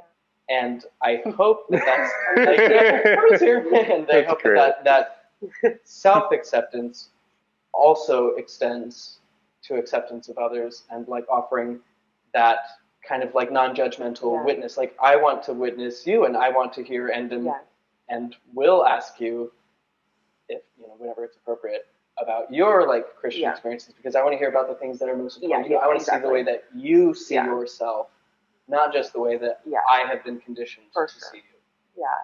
Well, what I hear you saying is like you went from, your journey is sort of one from self-judgment constriction, physical constriction, into this free-flowing ability to basically be an embodied person without this tensing, this kind of like, I have to hide, I have to change, I have to be different, I have to hit my block for the performance, Yeah, would that be more or less kind of the, like your journey has been more of like that kind of the flower, sort of like opening, and then you're able to I basically am a flower, and I have been blossoming. provide, to be able to provide that sense of freedom to others who feel that constriction. And not even necessarily about homosexuality, but kind of like what you were talking about, that when we've been constricted by anything,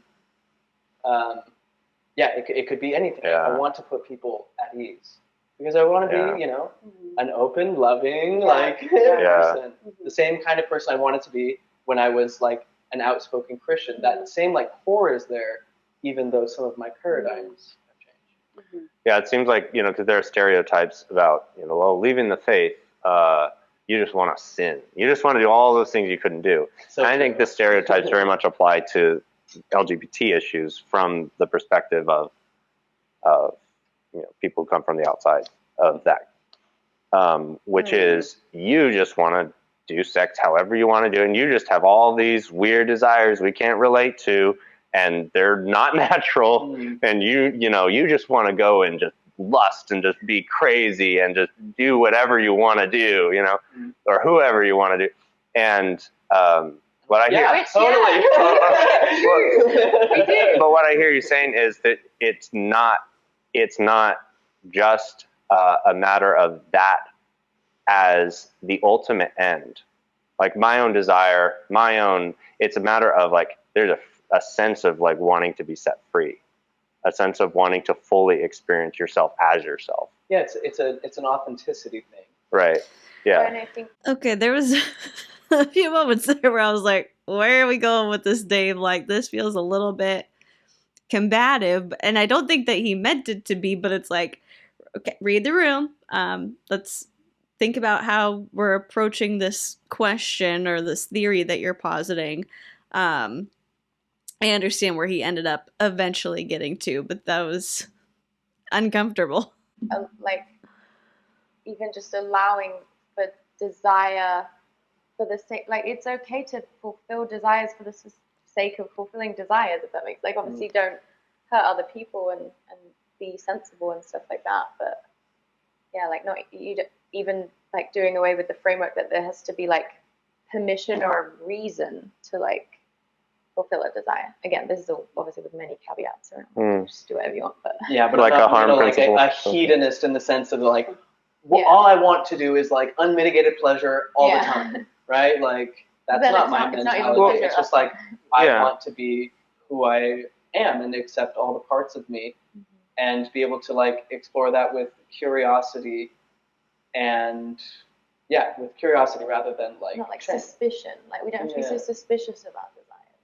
That's not to say that all desires have to be pursued. But right? it's like once you can just like earnestly acknowledge all the desires that you may have, that doesn't mean you then like go out and fulfill every one. It's the validation of the desire, I think, is a validation, like being able to accept all the desires. Yeah, I guess my point is just like, I do think it's like valuable to be able to just like, again, be curious about any desire you might have, and then like in that curiosity it's less likely to come out in a dysfunctional way. And so just like take an honest inventory of your desires without shame or without, and we all contain like contradictory desires, so like we won't, if you really just like unshame it all, you won't want to fulfill every desire, because you can like notice desires that are more fleeting and where potentially the consequences will be too negative. You know, you can like analyze all that rationally rather than if you're coming from that place of like tension and like running from yourself,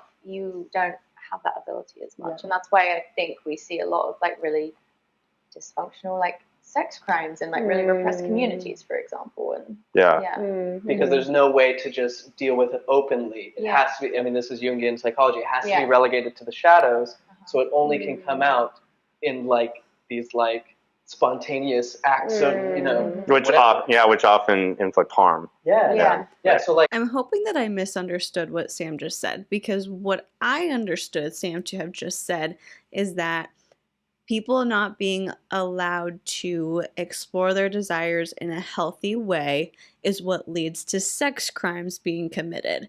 And the reason that this conversation came up was because they were talking about being gay.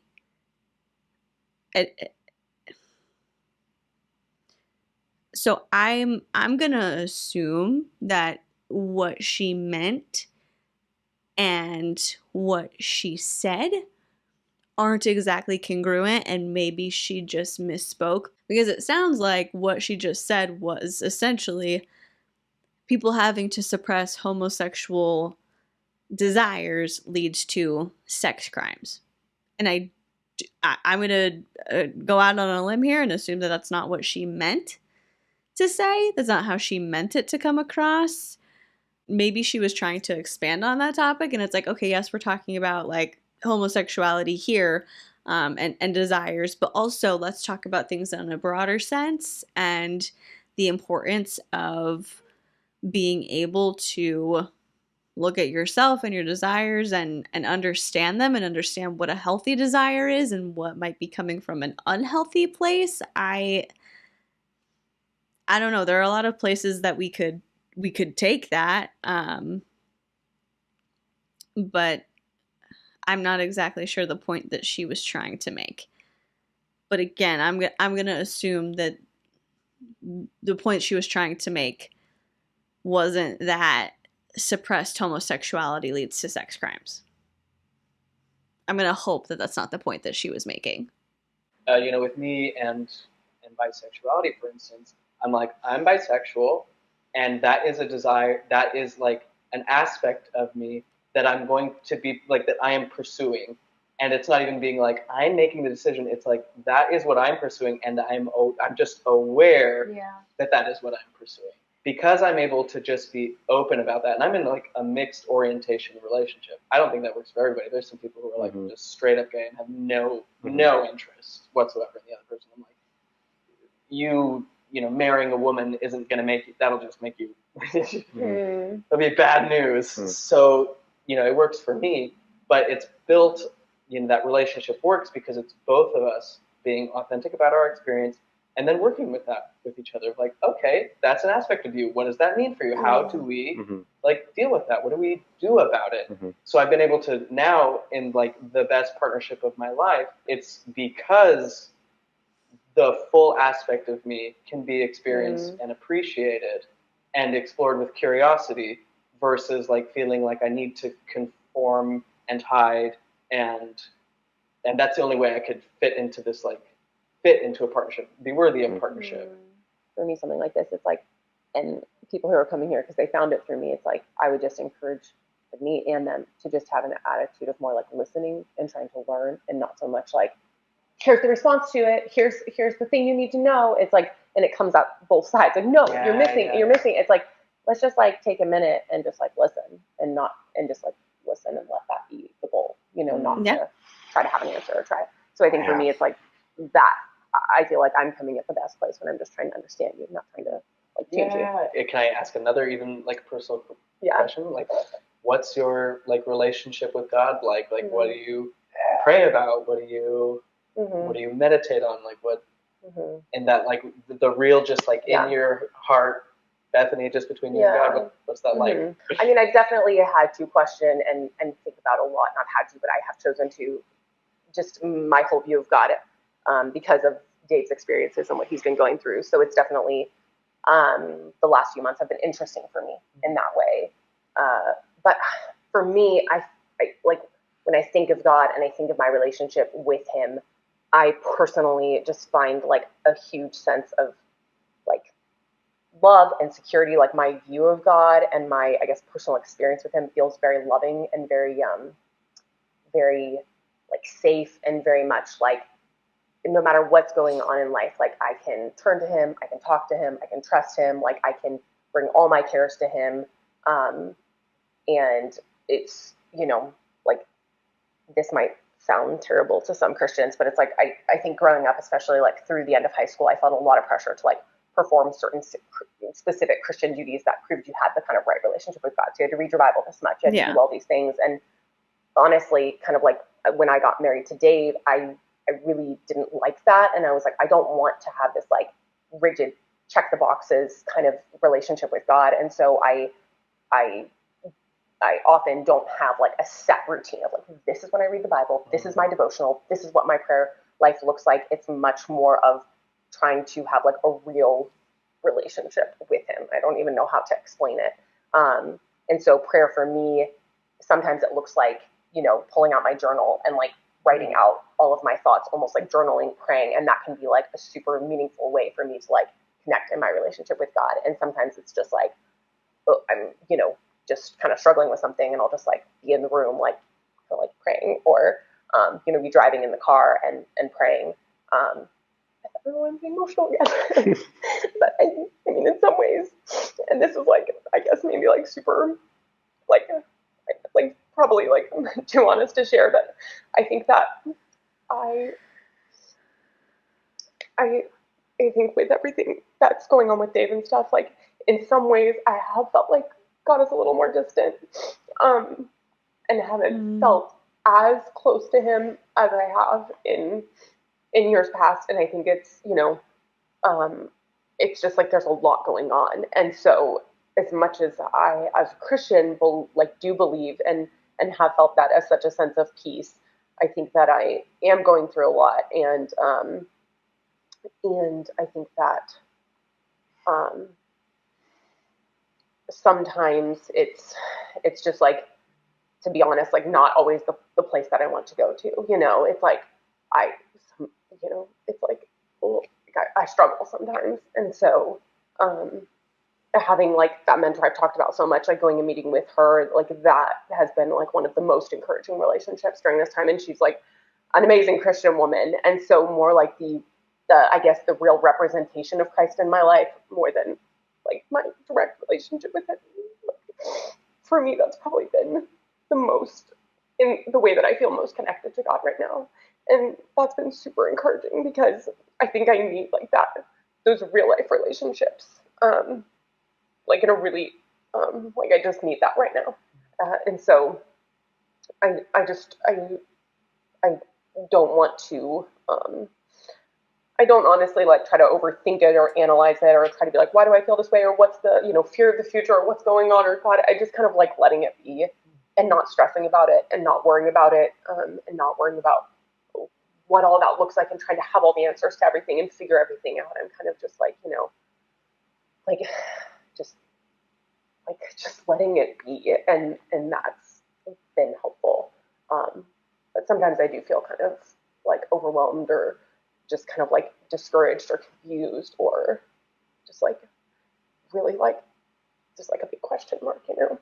So, I mean, I really, really, really appreciate Bethany being vulnerable and showing this part of herself to not only her audience, but to Sam and Tanner and their audience. And I think that that takes a lot of strength to be able to like be that open about what you're struggling with. But seeing this like even more than I already felt it before, I feel like she needs a little bit of time. I just feel like this revelation from Dave has kind of rocked her world, and she's going along and taking the punches the best that she can. But I think that she needs a little bit of time, like just to be away from the internet, away from the expectations of her followers and away from the expectations of her family, and for her and Dave to really kind of process through some of these things and to kind of figure out what it's going to look like for her and her faith while he's exploring what faith means to him. And just like kind of taking that time to pour into each other and be with each other and to know how they can best support each other, especially right now. Because I think that like faith is a lifelong journey. I don't think you're ever going to get to a destination where you no longer should explore your faith, or you should no longer like look into certain aspects, or like just be kind of checking your heart, checking your beliefs. Like I think that that's something you should always be just kind of aware of it and curious about, right?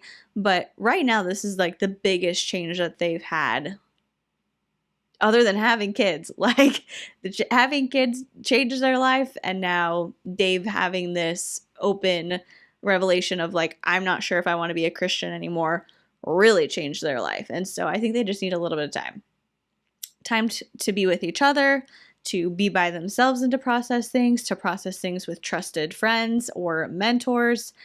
And then I think it's super valuable if she comes back on the internet and like tells people about it and talks about her experience, and Dave talks about his experience and where they're at that point in time.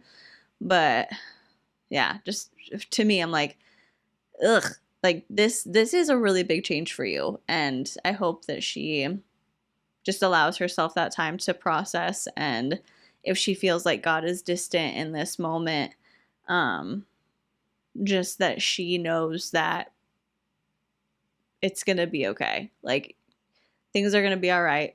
You're going to be fine. It's okay if you don't feel super close to God right now. It's okay if you're questioning things. It's okay if you're upset with certain things. Just make sure that you're taking care of yourself and your family, and you're being honest with where you're at, and you're just being open with people who are trusted, like trusted friends, trusted loved ones. You don't have to be open with everybody, but yeah, that's a lot. It's a lot to deal with publicly, especially. People are looking for like the ideal Christian. I'm like, I'm probably not like her, you know?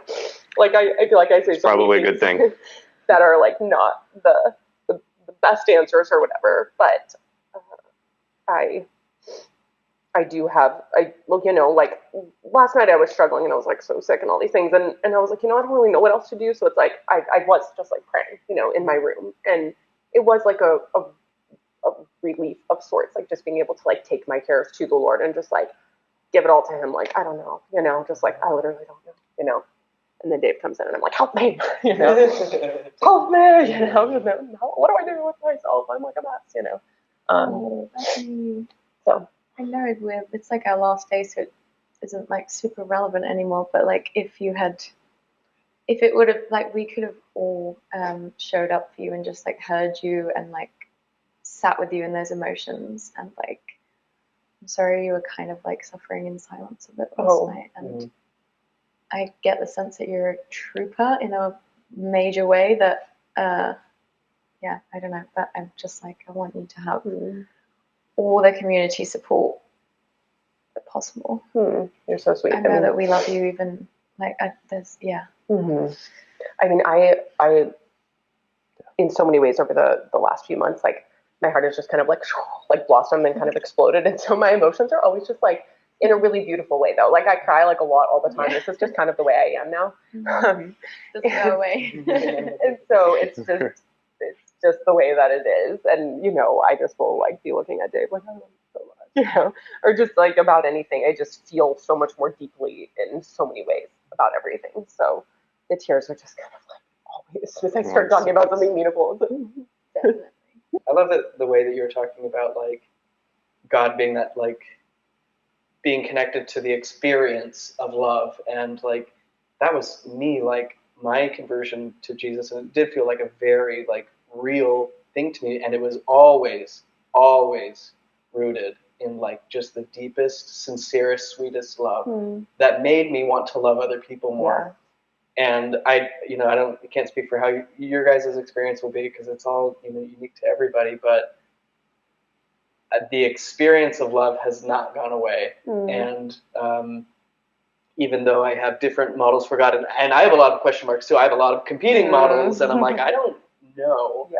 I'm interested, and I like to play around with ideas, and I like to be open to things, but the experience of love is always there, and more I get that feeling I mean, you know, Jesus even says, inasmuch as you have done it unto one of the least of these, my brethren, you've done it unto me. And to me, I take that line from Les Mis, to love another person is to see the face of God.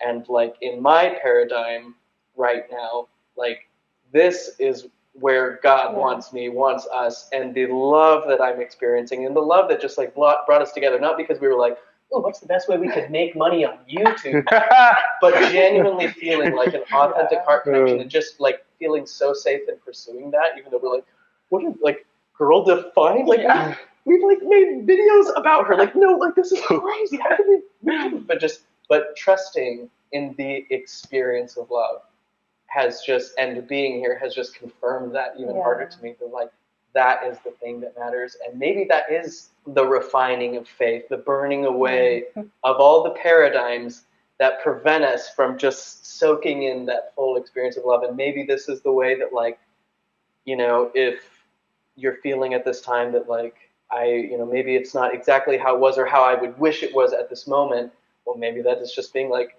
exactly like you said, well, then this is now the time where I have to connect in real love with real people. And isn't that so beautiful? And isn't that what God would want? Yeah. So I'm just, I love you. And we don't have to end the video right now, but I just... I feel like it's the perfect place. Getting there, I mean, these conversations have been like you can't force these things, and I just feel like they've been like magical. I know. I really believe this whole experience makes like I do believe in magic. I believe there's like some collective consciousness work, the Tao, whatever, something's happening. Yeah, it's like whatever name we want to call it, whether you call it God, whether you call it Tao, whether you call it Brahma or the universe, it's like it's there. We're all part of it. Here we are. What do we do about it? Like, and being able to like recognize that while we have linguistic differences, we can still meet in that heart space. Yeah. Mm-hmm.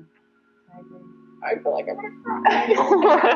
That's why I'm like, I need to end the video so I can just cry with you guys. Group hug.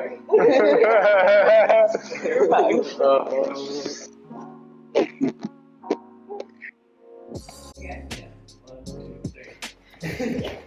That's Tanner eating at the airport. I'm like literally just cleaning out my teeth at this moment. So. That's, that's... Wow! Here we are in the Texas airport, waiting for our ride. Do I look lost and hopeless, or? Dave immediately put Billy Joel on. I just wanted the vlog to know. Whoa! Wow. Do we put it on right now? Yeah, whatever. Yeah, right. I don't know if you can tell, but this shirt says just 4 messy girl bosses figuring it out. It's right here. Oh, hi, Tanner. I go, no one does win, Brit.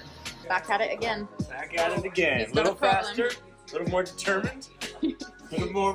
Different glasses. Yes. Yesterday's smart glasses can't come to the phone right now. We're not using them. We have different ones. We have cactus. James kind of cool. Yeah. It was kind of...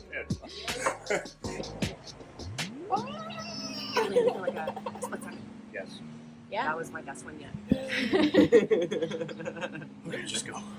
That was really magical. Just casually. That's fun. That was it. That was the shot. Okay. Well, we ended with some vlog footage, and of course there was some interspersed throughout their conversation. So that's the end of the video. Based on the footage, it looks like they did indeed have a good time together. The conversation was a lot, so I'm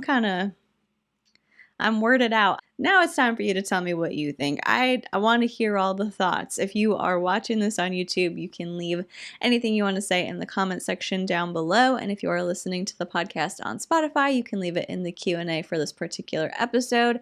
While you are doing that, if you would consider liking this video or subscribing to my channel or leaving the podcast a rating or a review, that would be incredible. If you have done any of those things already, thank you so much. I am so appreciative of you, and I love being able to just sit here, hang out with you, and talk about whatever. Thank you so much for watching or listening. Please be kind to people, and I will see you in the next one. Bye.